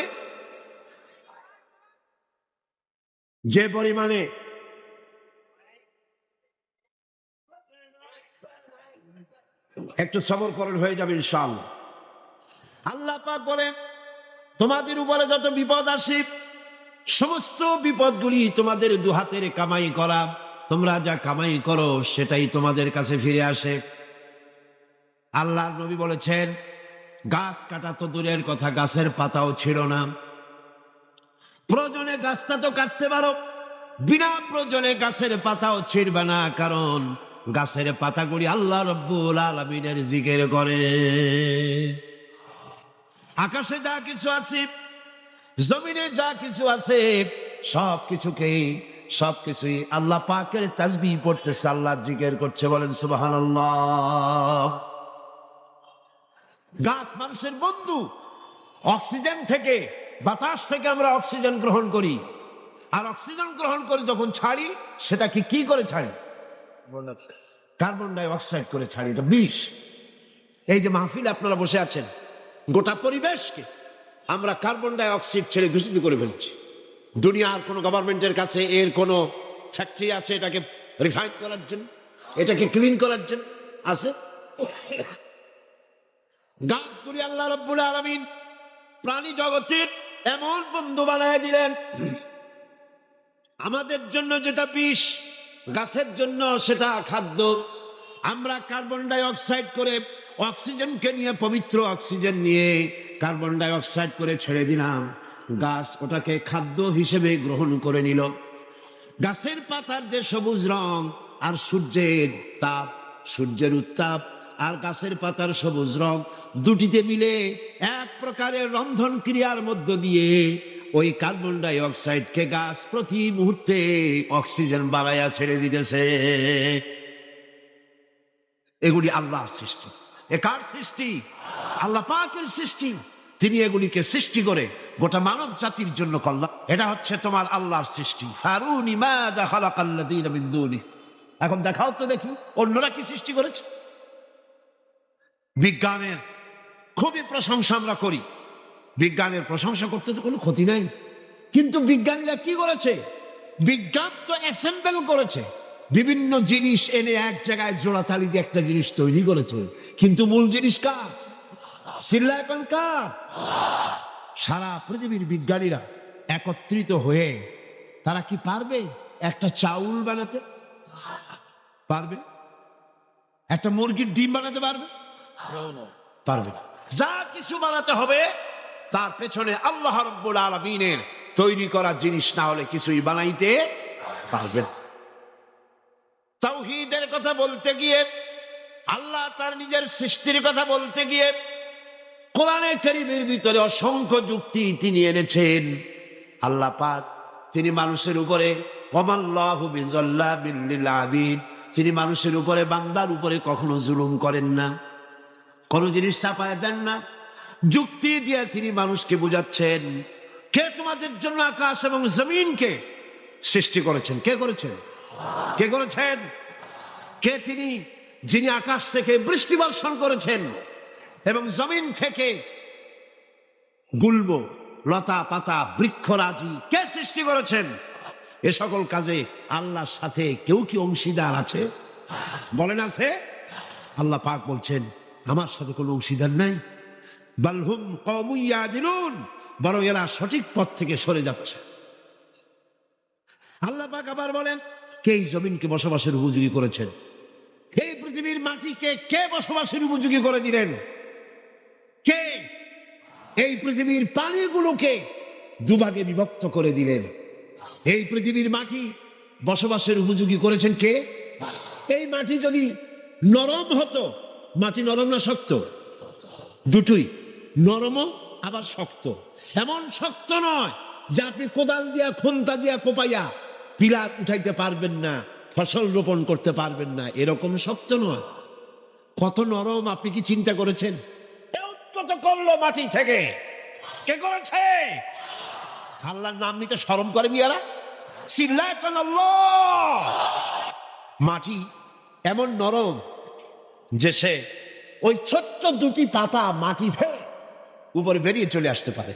আবার 135 তালা 40 তালা বিল্ডিং বানাচ্ছেন, মাটি ধসে বিল্ডিং মাটির ভিতরে চলে যাচ্ছে না। এই মাটিকে বসবাসের উপযোগী করে মোতাবাসসাত এ ধরনের ভারসাম্যপূর্ণ মাটিকে কে বানালো? কে বানালো? আল্লাহ পাক বলছেন আমি বানাইছি। আমি কি?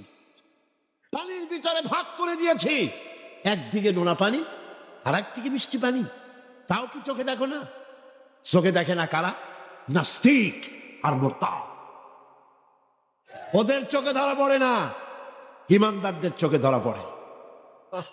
গিনেস বুক, যেটা পৃথিবীর সবকিছু উল্লেখযোগ্য রেকর্ড করা হয় যে বইতে, সে বইতে লেখা হয়েছে প্যাসিফিক ওশেন, প্রশান্ত মহাসাগরের ভেতরে একটি নদী আবিষ্কার হয়েছে, যে নদীটি 250 মাইল চওড়া, 4000 মাইল লম্বা।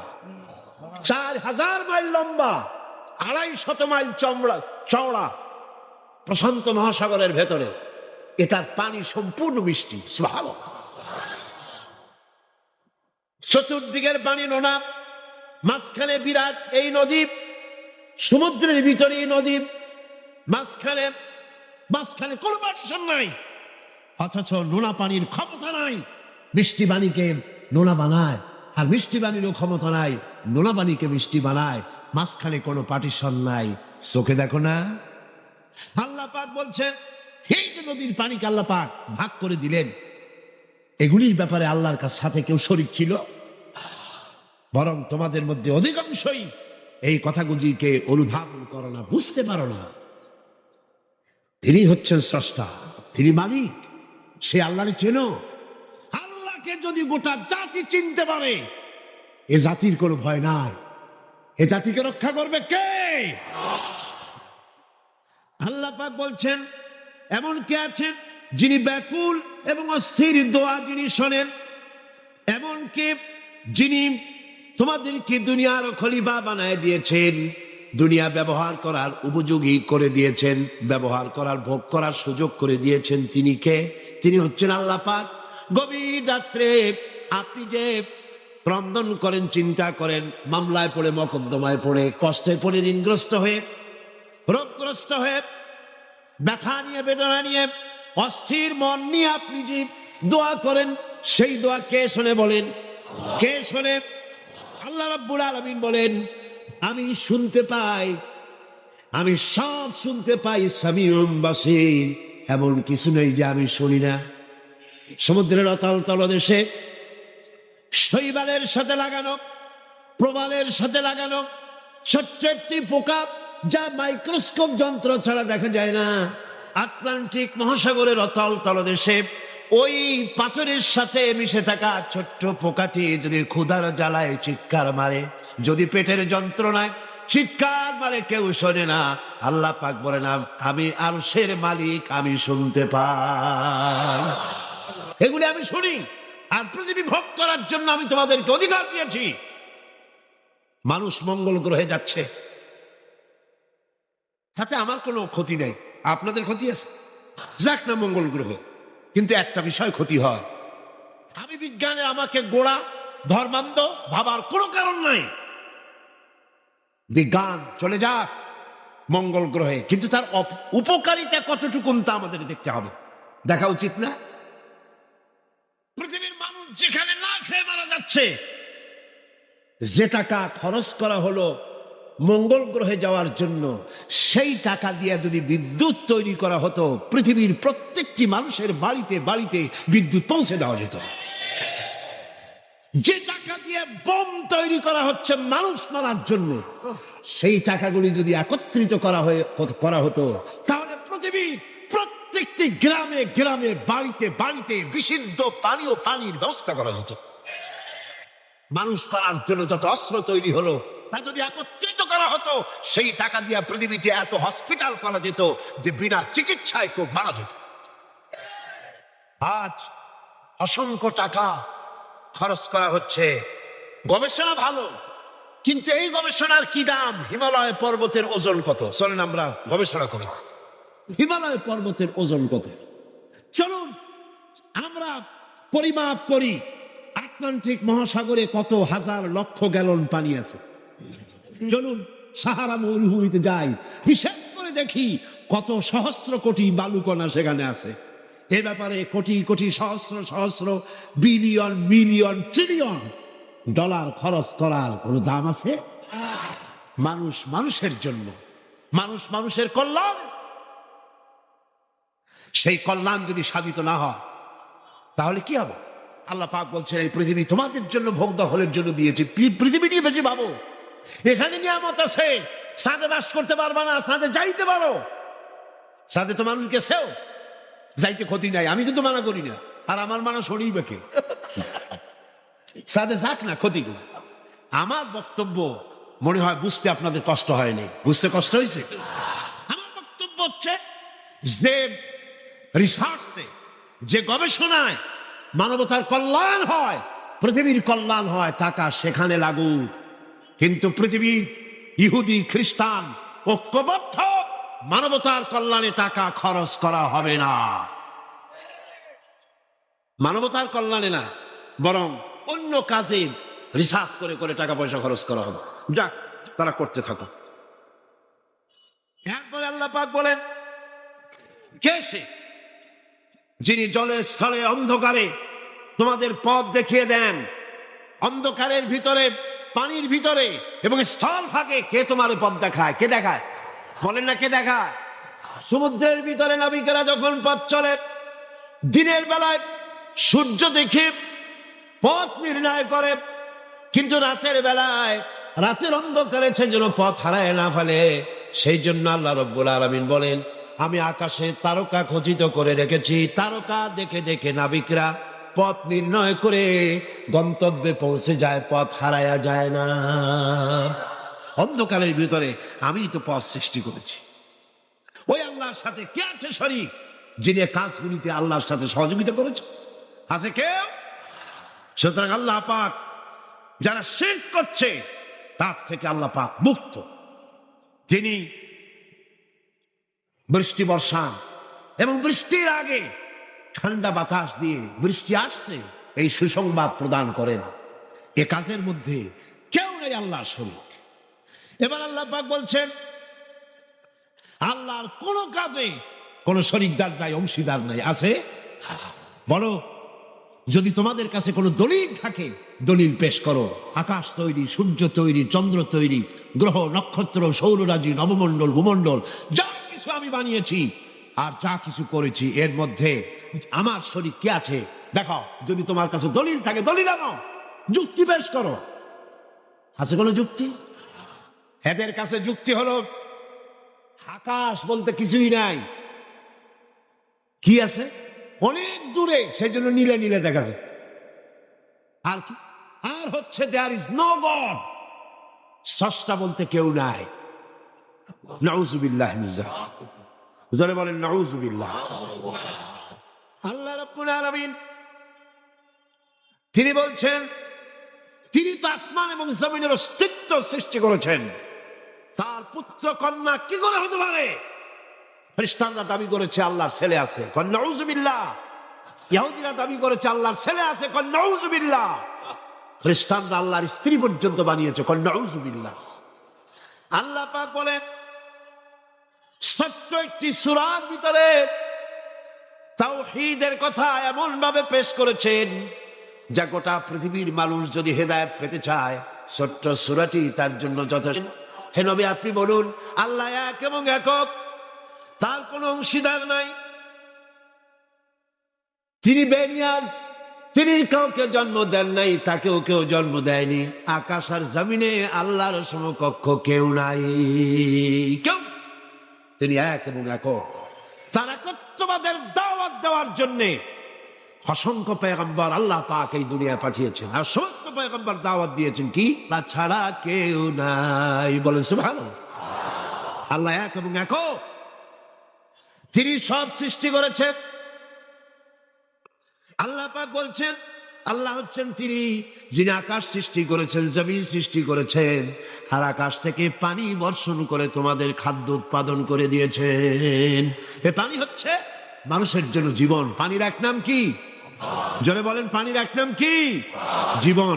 এই পানি এক নাম জীবন। কিন্তু কর্ণফুলীর পানি যদি চট্টগ্রামে 10 ফুট উঁচা হয়ে আসে, পানির নাম হবে কি? নাম হবে বরফ। এই পানিকে কন্ট্রোল করেন আল্লাহ রাব্বুল আলামিন।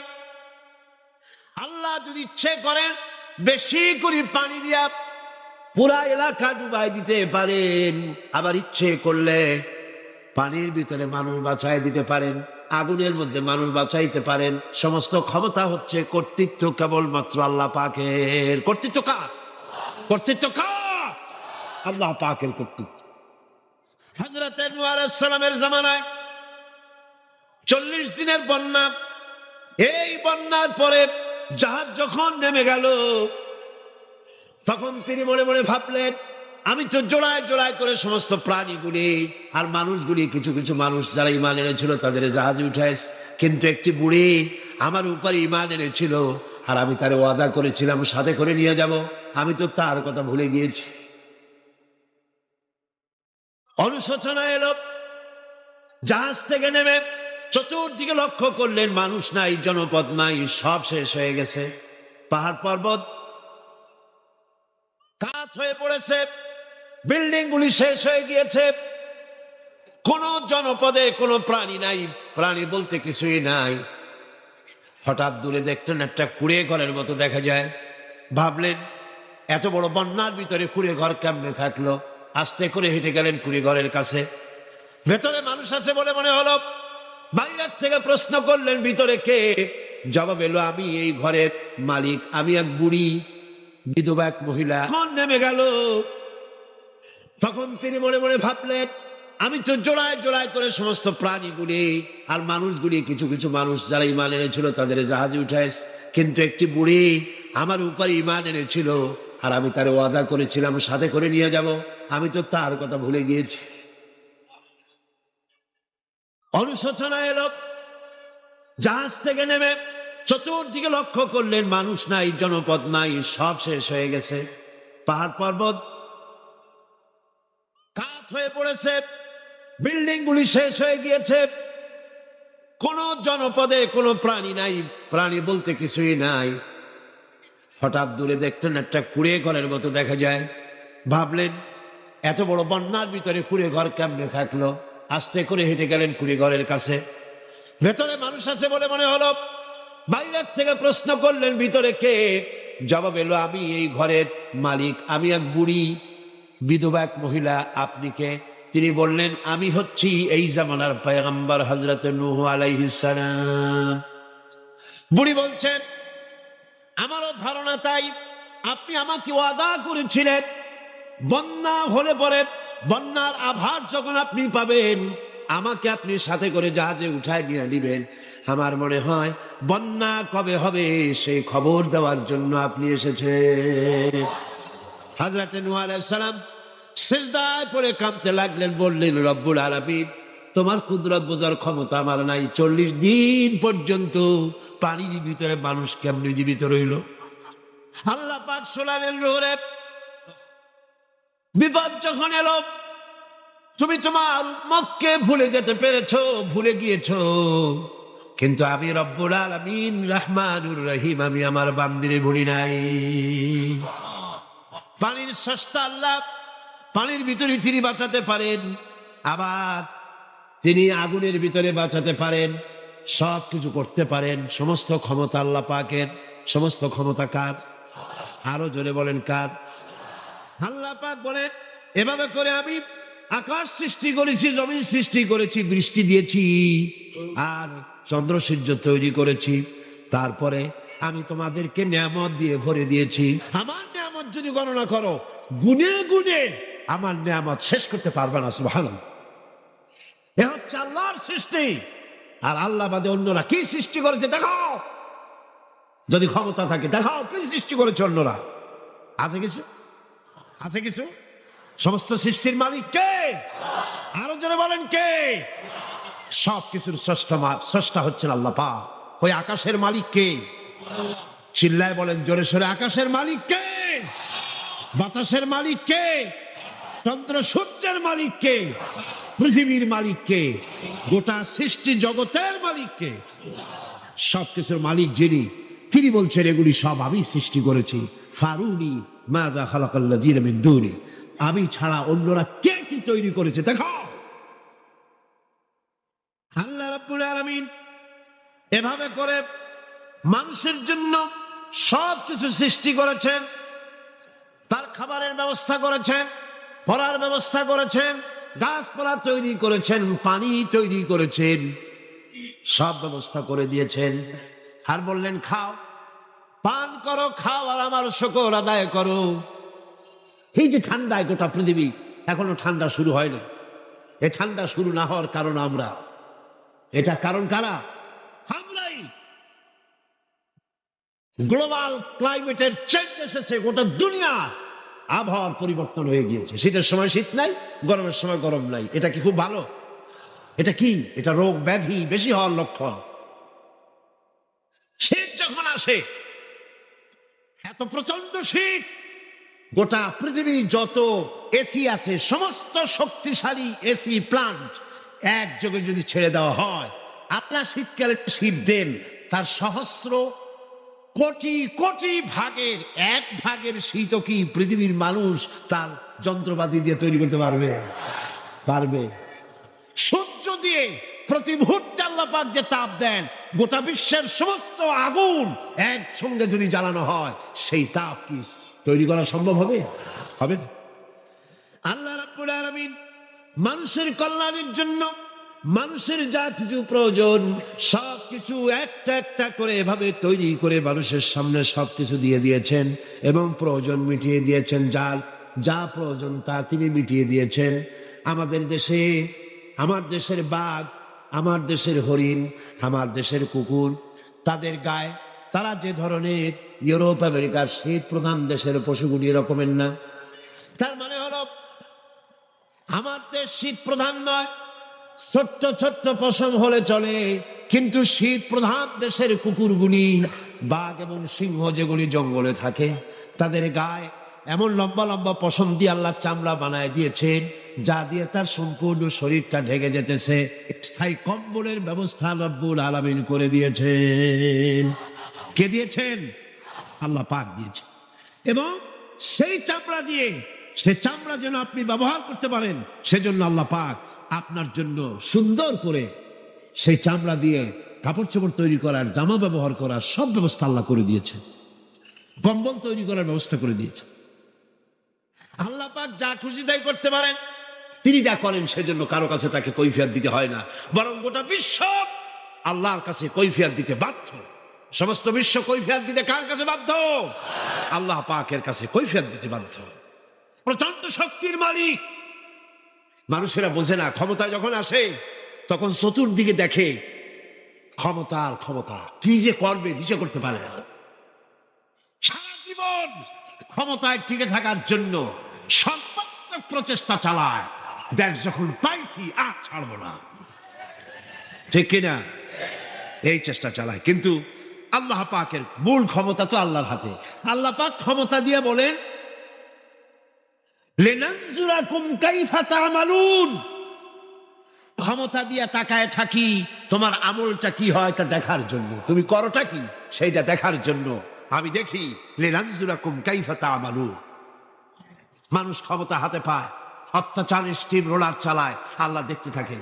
আর আল্লাহ যখন অ্যাকশন নেয়, সেই অ্যাকশন থেকে তাকে কেউ বাঁচাইতে পারে না। প্রচন্ড ক্ষমতার মালিক।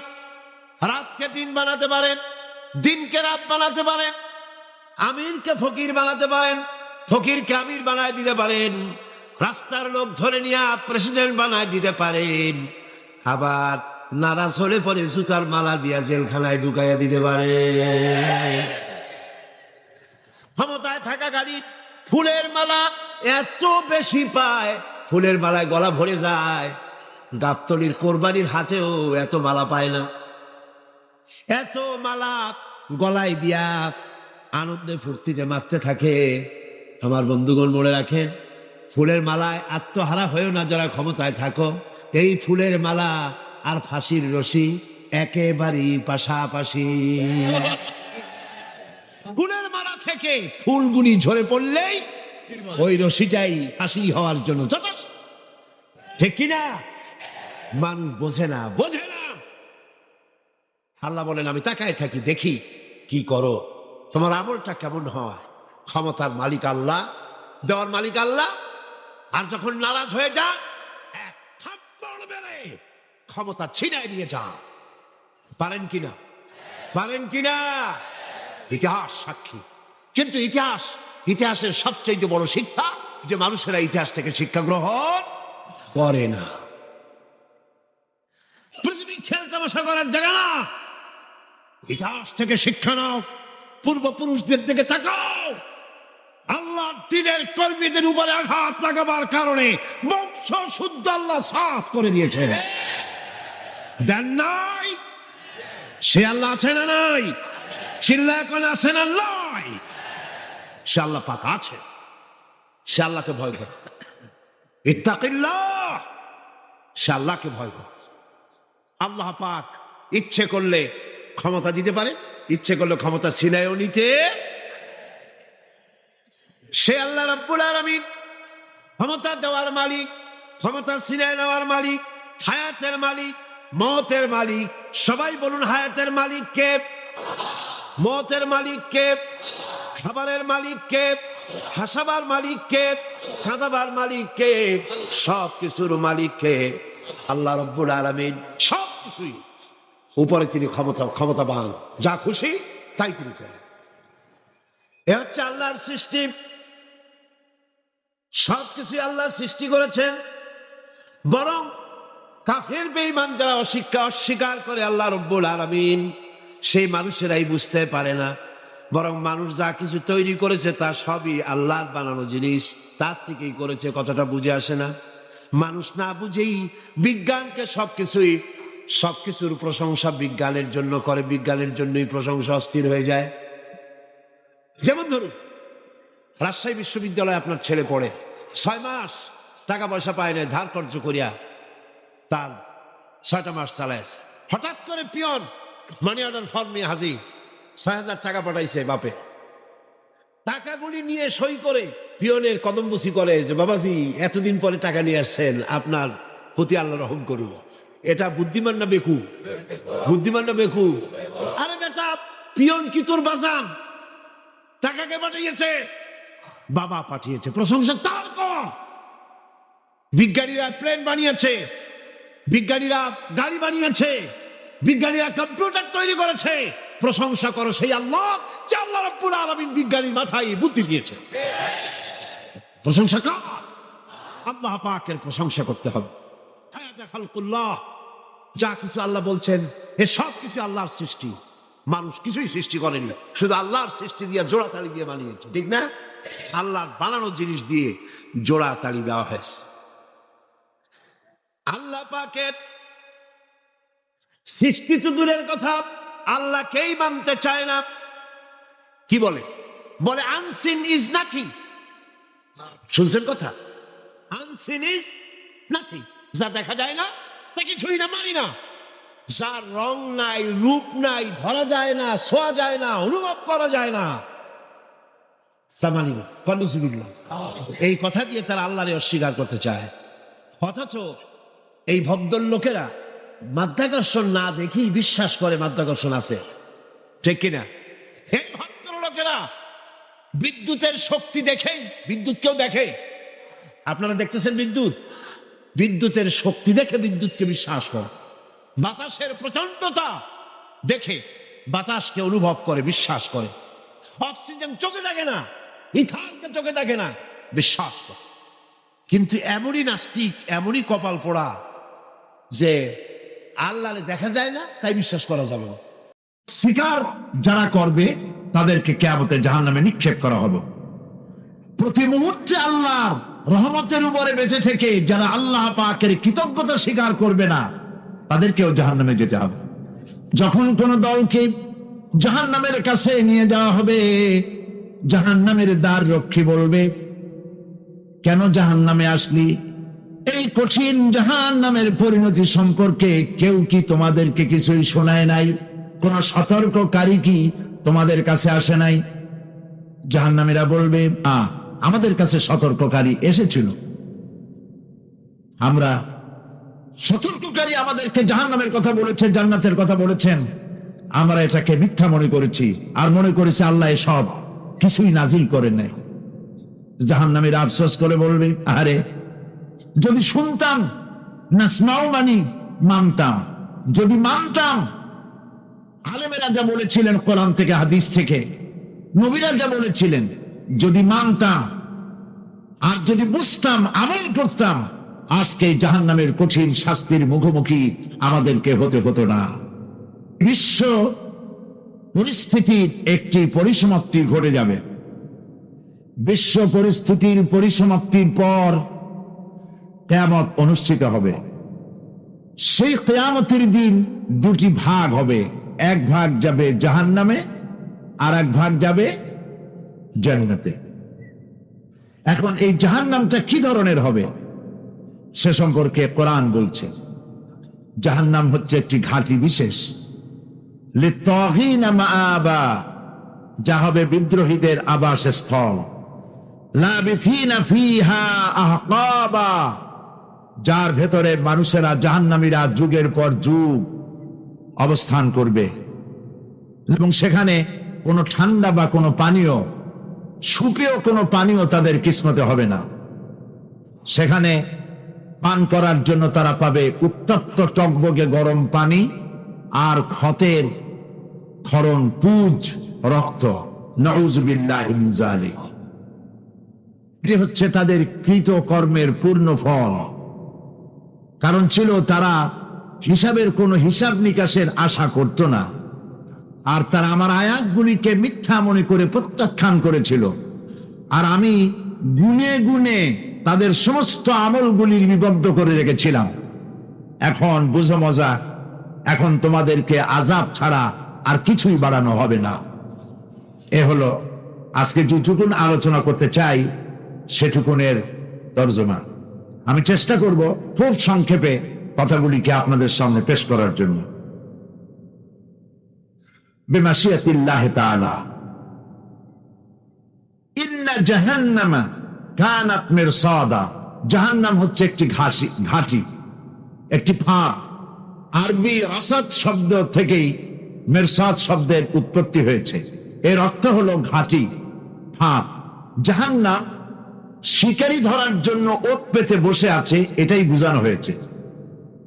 জাহান্নামের শিকার তারাই হবে যারা পৃথিবীতে আল্লাহ পাকের আনুগত্য করেনি, নবী করিম সাল্লাল্লাহু আলাইহি ওয়াসাল্লামকে বিশ্বাস করে নাই, ইসলামী আন্দোলনের সঙ্গে বিরোধিতা করেছে, তাদের জন্যই কিয়ামতে জাহান্নাম হবে। জাহান্নামে কারা যাবে, শাস্তি কি ধরনের হবে, আর জাহান্নাম থেকে কারা মুক্তি পাবে, এটাই হবে আজকের মূল আলোচনা। আল্লাহ রাব্বুল আলামিন কোরআনে কারীমের মধ্যে বলছেন, ওয়ালাকাদ যারা'না লিজাহান্নামা কাসীরাম মিনাল জিন্নি ওয়াল ইনস।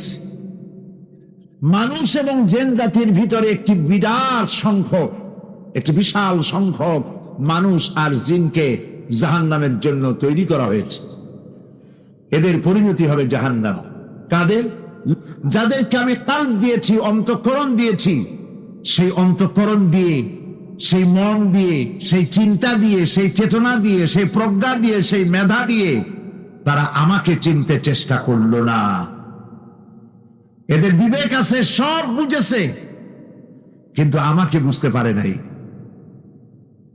এরা চাঁদের সৌন্দর্য বর্ণনা করেছে, এরা সূর্যের সৌন্দর্য বর্ণনা করেছে, এরা ফুলের সৌন্দর্য বর্ণনা করেছে, কিন্তু ফুলের ঘ্রাণ কে দিল তাকে তারা খুঁজে পায় নাই।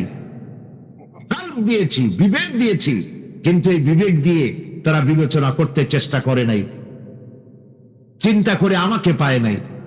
প্রিয় ভাই, সব নাস্তিক হয় কারা? কোন বিজ্ঞানী, বড় বিজ্ঞানী, চিকিৎসা বিজ্ঞানী, এরা কিন্তু নাস্তিক হয় না। নাস্তিক হয় সাহিত্যিক আর দার্শনিক, এরাই নাস্তিক হয় বেশি। কেবলমাত্র শান্তিনিকেতনের মুরিদ যারা, ওইখানকার খলিফা যারা, এরকমের সাহিত্যিক, এরকমের দার্শনিক, ওরাই দুনিয়ার সব বোঝে, আল্লাহরে বোঝে না। এদের চোখ দিয়েছি, এরা দুনিয়ার সব সৌন্দর্য উপভোগ করে, কিন্তু আমাকে চিনতে চেষ্টা করে না। তারা আমার কিতাব দেখা, আমার এই ভয় হয়, হে আমার জীবিত আত্মা, তোর জন্য মৃত্যু না হয়ে যায়। কারণ তোর বেঁচে থাকার অর্থই হলো আমার বেঁচে থাকা, আর তুই মরে যাওয়ার অর্থ হলো আমি মরে যাওয়া। যে যার বিবেক মারা গেছে তার বেঁচে থাকার কোনো লাভ নাই। বিবেক জাগ্রত সচেতন ওই সব মানুষের যারা আল্লাহ পাকের সৃষ্টি নৈপুণ্যতা দেখে মাথা সেজদায় অবনত করে দেয়। আল্লাহ পাক বলছেন, কাল্ব দিলাম, গবেষণা করলো না, চোখ দিলাম, দেখলো না, কান দিলাম, শুনলো না, এদের অবস্থা কি? আল্লাহ রাব্বুল আলামিন বলেন, এরা চতুষ্পদ জানোয়ারের মতো, এরা পশু। এরপরে আল্লাহ পাক বলছেন, বালহুম আদাল, পশুর চাইতে নিকৃষ্ট। প্রিয় ভাই সব, জাহান্নাম বড় কঠিন জায়গা। হাসরবাসীরা জাহান্নামের গর্জন শুনতে পাবে। খুব কঠিন জায়গার দিকে আমরা প্রতি মুহূর্তে অগ্রসর হচ্ছি। আল্লাহ যেন জাহান্নাম থেকে আমাদেরকে রক্ষা করেন, আমরা বলি আমিন। কিয়ামতের ময়দানে জাহান্নামের গর্জন হাসরবাসীরা শুনতে পাবে। আল্লাহ রাব্বুল আলামিন বলেন, যখন জাহান্নাম গর্জন করতে থাকবে, জাহান্নামের প্রচন্ড গর্জন, তাকাদু তামাইয়াজু মিনাল গায়দ, মনে হবে যেন জাহান্নাম গোসায় ফেটে পড়তে চাইছে। যখন কোন দলকে জাহান্নামের কাছে নিয়ে যাওয়া হবে, জাহান্নামের দ্বার রক্ষী বলবে, কেন জাহান্নামে আসলি? এই কঠিন জাহান্নামের পরিণতি সম্পর্কে কেউ কি তোমাদেরকে কিছুই শোনায় নাই? কোন সতর্ককারী কি তোমাদের কাছে আসে নাই? জাহান্নামীরা বলবে, আমাদের কাছে সতর্ককারী এসেছিল, আমরা সতর্ককারী আমাদেরকে জাহান্নামের কথা বলেছে, জান্নাতের কথা বলেছেন, আমরা এটাকে মিথ্যা মনে করেছি, আর মনে করেছি আল্লাহ সব কিছুই নাজিল করে নাই। জাহান্নামীরা আফসোস করে বলবে, আরে যদি শুনতাম, নাসমাউ মানি মানতাম, যদি মানতাম, আলেমেরা যা বলেছিলেন কোরআন থেকে হাদিস থেকে, নবীরা যা বলেছিলেন, যদি মানতাম আর যদি বুঝতাম, আমল করতাম, আজকে জাহান্নামের কঠিন শাস্তির মুখোমুখি আমাদেরকে হতে হতো না। প্রিয় ভাই সব, জাহান্নাম বড় কঠিন জায়গা হবে। এই জাহান্নামে কারো মৃত্যু হবে না। এই পৃথিবীতে রোগ হোক, যত বড় মারাত্মক রোগ হোক, একদিন রোগী জরা জীর্ণ হয়ে ক্লান্তি হয়ে মৃত্যু হয়ে যাবে ঠিক, কিন্তু মানুষ যখন জাহান্নামে চলে যাবে, মৃত্যু যতই কামনা করুক না কেন, মৃত্যু আর আসবে না। আল্লাহ পাক বলেছেন, জাহান্নামের কঠিন শাস্তি, মানুষ সেখানে বাঁচবেও না, মরবেও না, এমন এক দুরবস্থার মুখোমুখি হতে হবে পৃথিবীর মানব মণ্ডলীকে, কাফেরদেরকে, যারা জাহান্নামে যাবে। জাহান্নামীরা মৃত্যু কামনা করবে, বলবে, আরে যদি মরে যাইতাম। কোরআনে কারীমে রব্বুল আলামিন বলেছেন, এক মৃত্যু কামাই করো না, একটা মৃত্যু কামনা করো না, 1000 বার যদি মৃত্যু কামনা করো, মৃত্যু আর আসবে না। এই জাহান্নামের কঠিন শাস্তির ভেতরে মানুষকে থাকতে হবে। প্রিয় ভাই সব, এই জাহান্নামে সামান্য সামান্য পাপের কারণে, যে কোনো পাপের কারণেই জাহান্নাম হবে না। এই জাহান্নামে কারা যাবে তার একটি বয়ান আল্লাহ পাক কোরআন শরীফের মধ্যে বলে দিয়েছেন। একটি আয়াতের মধ্যে আল্লাহ রাব্বুল আলামিন বলেন, প্রত্যেক অস্বীকারীকে জাহান্নামে যেতে হবে। যারাই আল্লাহ পাককে অস্বীকার করেছে তাদেরকে জাহান্নামে নিক্ষেপ করা হবে। যে সত্যের পথে প্রতিবন্ধকতার সৃষ্টি করেছে, ইসলামী আন্দোলনের সামনে বাধার সৃষ্টি করেছে, আর আল্লাহ পাকের সীমা লঙ্ঘন করেছে, দ্বীনের প্রতি সন্দেহ পোষণ করেছে, আর আল্লাহর সাথে শিরক করেছে, তাদের সকলকেই জাহান্নামে যেতে হবে। নাউযুবিল্লাহি মিন যালিক। আল্লাহ পাক এর থেকে আমাদেরকে হেফাজত করুন, আমরা বলি আমিন। প্রিয় ভাই সব, নবী রাসূলগণ তারা এই পৃথিবীতে আল্লাহর দেওয়া জীবন বিধান নিয়ে এসেছিলেন। একে অস্বীকার যারা করবে তাদেরকে কিয়ামতে জাহান্নামে নিক্ষেপ করা হবে। প্রতি মুহূর্তে আল্লাহর রহমতের উপরে বেঁচে থেকে যারা আল্লাহ পাকের কৃতজ্ঞতা স্বীকার করবে না, তাদেরকেও জাহান্নামে যেতে হবে। কোরআনে কারিমে আল্লাহ পাক বলেছেন, আমার নিয়ামতের কৃতজ্ঞতা যারা স্বীকার করবে, আমার নিয়ামতের শুকর যারা আদায় করবে, আমি তাদের নিয়ামতকে বাড়ায় দেব। আর যারা অস্বীকার করবে, শুকর আদায় করবে না, তাদের জন্য শাস্তি দেওয়া হবে। এই জন্য আল্লাহ পাকের নিয়ামতের শুকরিয়া আদায় করতে হবে। 2 নম্বরে আল্লাহ পাকের হুকুম আহকাম মেনে জীবন পরিচালনা করতে হবে। নবীরা আল্লাহ পাকের পক্ষ থেকে যে দ্বীন নিয়ে এসেছেন ওই দ্বীনের আনুগত্য করতে হবে, বিরোধিতা করা যাবে না। যারা ইসলামী আন্দোলনের বিরোধিতা করবে, আল্লাহর দ্বীন প্রতিষ্ঠার পথে যারাই বিরোধিতা করবে, জায়গা হবে কোথায়? জাহান্নাম। ভাই সব, জাহান্নাম বড় কঠিন হবে। সেদিন কেউ সুপারিশ করবে না, কোনো উপায় থাকবে না। কিয়ামতের ময়দানে আমলনামা ছেড়ে দেওয়া হবে। জাহান্নামীদের আমলনামা পেছন থেকে বাঁ হাতে আসবে। কোরআনে কারিমে আল্লাহ পাক বলেন, পেছন থেকে বাম হাতে যার আমলনামা আসবে, সে বলবে, আরে আমারে যদি কিতাবটা, আমার যদি আমলনামা না দেওয়াই হতো কত না ভালো হতো, আমার যদি হিসাব না নেওয়া হইতো কত ভালো হতো, আমার হিসাব যদি আমি আদৌ না জানতাম তাহলে কতই না ভালো হতো। হায়, আমার মৃত্যু যদি দুনিয়ায় শেষ হয়ে যেত, আর যদি এই ময়দানে ওঠা না লাগতো, আজ আমার অর্থ সম্পদ কোনো কাজে লাগলো না, আমার ক্ষমতা প্রতিপত্তি কোনো কাজে লাগলো না। বড় বড় বাদশা, বড় বড় প্রেসিডেন্ট, প্রধানমন্ত্রী কিয়ামতে এতিমের মতো দাঁড়ায় থাকবে, বলবে, আমার দলবল কই, যারা সেলুট দিত তারা কই, টাকা কই, পয়সা কই, বিষয় কই, সম্পত্তি কই, কিচ্ছু পাবে না। প্রিয় ভাই সব, এই পৃথিবীতে ক্ষমতা যতদিন থাকে পুলিশ সেলুট মারে, আর্মি সেলুট মারে। আমল যদি খারাপ হয় ফেরেশতা যে কি দিয়া মারবে চিন্তাই করতে পারেন। আমি লক্ষ্য করেছি, পুলিশ, বিডিআর, আর্মি যখন সেলুট দেয় 2 রকম মারে, হাত দিয়া মারে আর বুট পায়ে আছে, এক জুতা আর এক জুতার সাথে টাস করে আরেকটা লাগায়। আমি চিন্তা করছি, 2টা দেয় কেন? হাত দিয়েও দিল, পাও দিয়েও দিল, অর্থ কি? অর্থ পরিষ্কার।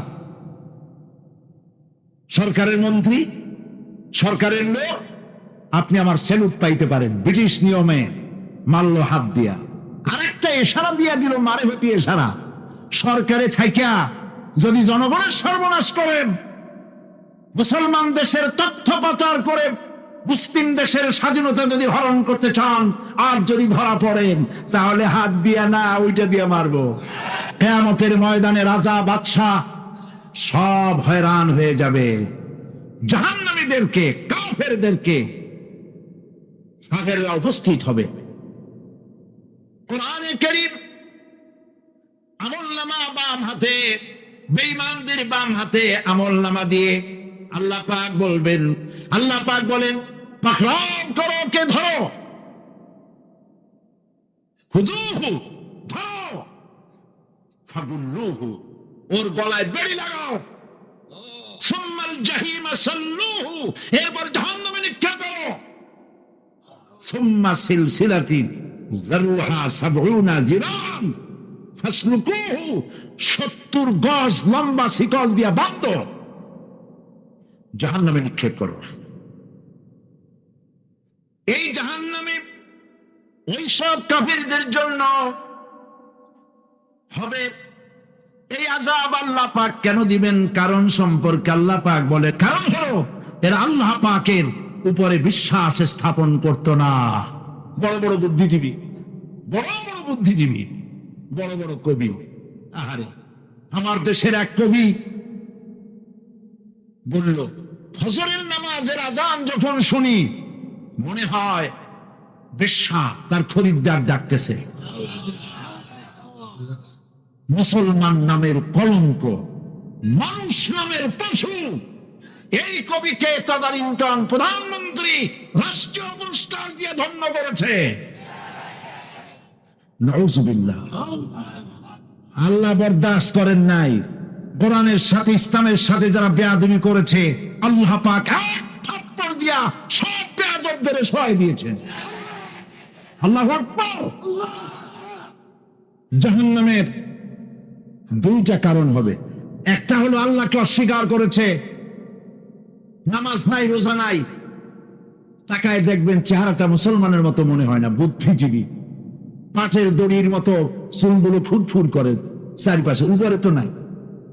আর যদি থাকেও সেগুলো এমন অবস্থা, কাউয়ায় যদি রাস্তায় পায় ডিম পাড়ি থুয়ে যাবে। চুলের অবস্থা ওই, মোষের অবস্থা ঢাকনার মতো। কিছু কিছু মশলা তো এমন আছে 5 ব্যাটারি টর্চ লাইট মারলেও বোঝার উপায় না, বেচারা হাসে না কান্দে। এইভাবে করে মাথার দশাই, চুলের দশাই, এগুলো হলো বুদ্ধিজীবী। আর এইগুলো হলো ওনাদের কলিজার টুকরা, ঠিক কিনা বলেন? সহ্য হয় না, ইসলাম ভালো লাগে না, কোরআন ভালো লাগে না, বুদ্ধিজীবী হইলেই ছাড়লো। আল্লাহ রাব্বুল আলামিন কি যারা অস্বীকার করবে, আল্লাহ রাব্বুল আলামিন কিয়ামতের দিন বলবেন, ধর ধর, গলায় বেরি পড়া। দেখছেন না আসামি গুলারে বেরি পড়ায় কেমনে? ডান্ডা বেরি বেরি পড়াবেন আল্লাহ পাক, জাহান্নামের শিকল পরায় দিবেন আল্লাহরে অস্বীকার করার কারণে। আর একটি কারণ কি? মিসকিনদেরকে এরা খেতে দিত না, মিসকিনদেরকে, দুস্থদেরকে নিজেরাও খেতে দিত না, কাউকে খাবার দিতে উৎসাহিতও করত না। জাহান্নামে যাওয়ার জন্য আরো 2টা কারণ রয়েছে, তার একটি এখানে বলেছি, 2টি কারণ এখানে আছে, আর একটা কারণ আর এক জায়গায় আছে। আল্লাহ পাক বলেছেন জাহান্নামীদেরকে প্রশ্ন করা হবে, জাহান্নামীদেরকে প্রশ্ন করা হবে, কেন জাহান্নামে এসেছো? তারা বলবে, আমরা নামাজ আদায় করি নাই, নামাজ পড়ি নাই, আর মিসকিনদেরকে খেতে দেই নাই। মারাত্মক কারণ হবে জাহান্নামে যাওয়ার এগুলি। প্রিয় ভাই সব, এরপরে কিয়ামতের দিন আমলনামা দিয়ে দেওয়ার পর একদল তো জান্নাতে চলে যাবে, ইমানদারদের ডান হাতে আমলনামা আসবে, আর বেঈমানের কোন হাতে? পিছন থেকে বাম হাতে। জাহান্নামীরা জাহান্নামে যাওয়ার পর তারা সেখানে বসে জান্নাতীদেরকে দেখতে পাবে। সুবহানাল্লাহ। জান্নাতের দিকে তাকিয়ে তারা লক্ষ্য করে দেখবে যাদেরকে গালাগালি করেছিল মৌলবাদী বলে, যাদেরকে মারধর করেছিল, যাদেরকে ধর্মান্ধ বলা হয়েছিল, সেই লোকগুলি তো ওই জান্নাতে দেখা যায়। পানির পিপাসায়, ক্ষুধার যন্ত্রণায় অস্থির হয়ে তখন জাহান্নামীরা বলবে, জাহান্নামীরা ডাক দিয়া বলবে, ও জান্নাতি ভাইরা, ক্ষুধায় মরে গেলাম, পিপাসায় মরে গেলাম, তোমরা যে পানি পান করো জান্নাতের ভিতরে, একটু পানি আমাদের দিকে ঢেলে দাও, একটু পানি দাও, অথবা আল্লাহ পাক তোমাদেরকে যে রিজিক দান করেছে একটু খাদ্য আমাদের দিকে নিক্ষেপ করে দাও, একটু খাইয়া বাসি। আল্লাহ রাব্বুল আলামিন বলেন, জান্নাতি লোকেরা তখন বলবে, কাফিরদের জন্য আল্লাহ রাব্বুল আলামিন জান্নাতের নাজ এবং নিয়ামত, খাদ্য এবং পানীয় সব হারাম করে দিয়েছেন আল্লাহ পাক। বেহেশতি লোকেরা জাহান্নামীদেরকে ডেকে বলবে, জান্নাতীরা বলবে, ও জাহান্নামী ভাইরা, তোমাদের সাথে আল্লাহ পাক যে ওয়াদা করেছিলেন, সেই ওয়াদা তোমরা কি ঠিক মতো পেয়েছো? তার মানে হচ্ছে আল্লাহর ওয়াদা ছিল নেক কাজ করলে জান্নাতে যাবে, আর আল্লাহর দ্বীনের সঙ্গে বিরোধিতা করলে আল্লাহর সাথে না। মিনাশ শাইতানির রাজীম।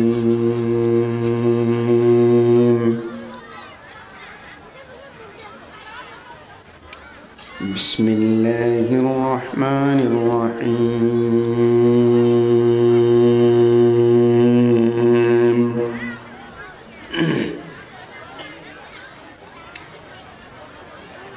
الرحمن علم القرآن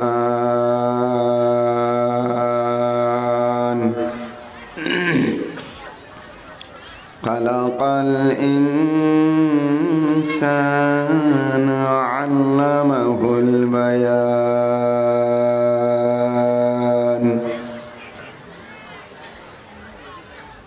الشمس والقمر بحسبان والنجم والشجر يسجدان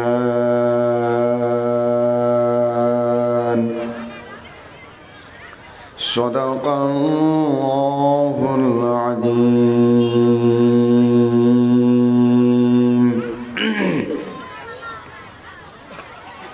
نحمده ونستعينه ونستغفره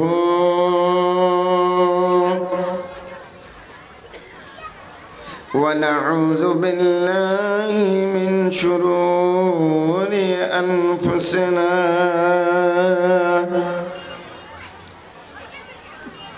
ومن سيئات أعمالنا من يهده الله فلا مضل له ومن يضلل فلا هادي له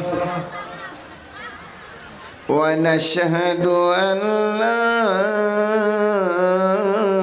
إله إلا الله وحده لا شريك له ونشهد أن محمدًا عبده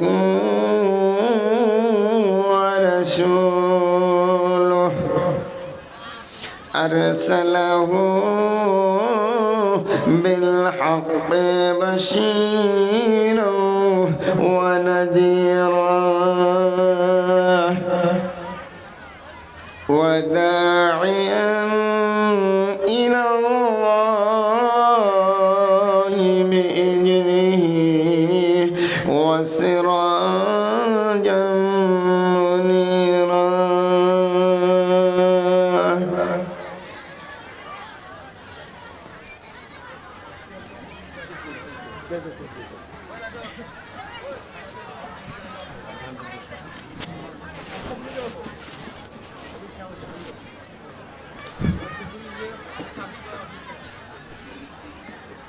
فقد قال الله تعالى في الكلام المجيد والفرقان الحميد.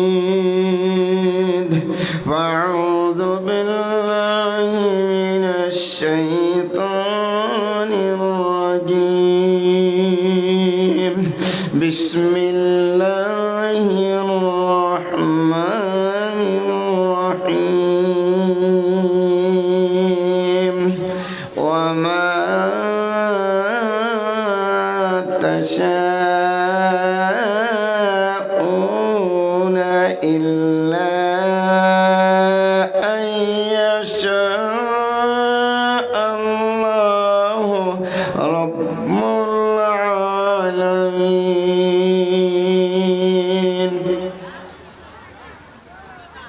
الآية.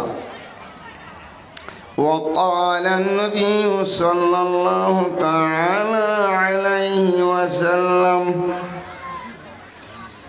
لا يؤمن أحدكم حتى يكون هواه تبعا لما جئت به،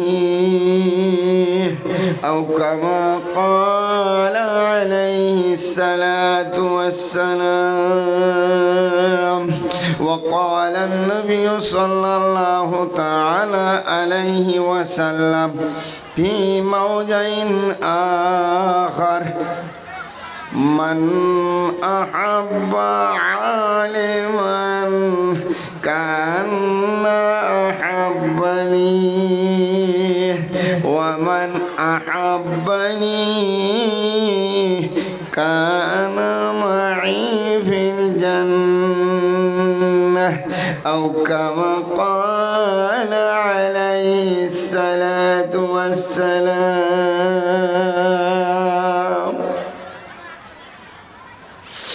तौहीद की अमानत सीनों में है हमारे।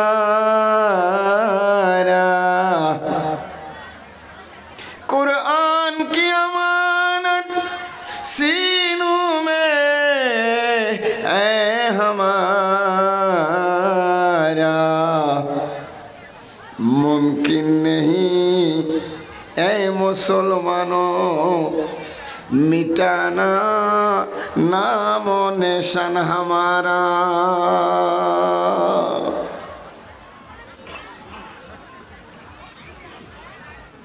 দমের ঘড়ি বন্ধ হইলে আসবে না কাঁধে কিছু। এই দমের ঘড়ি বন্ধ হইলে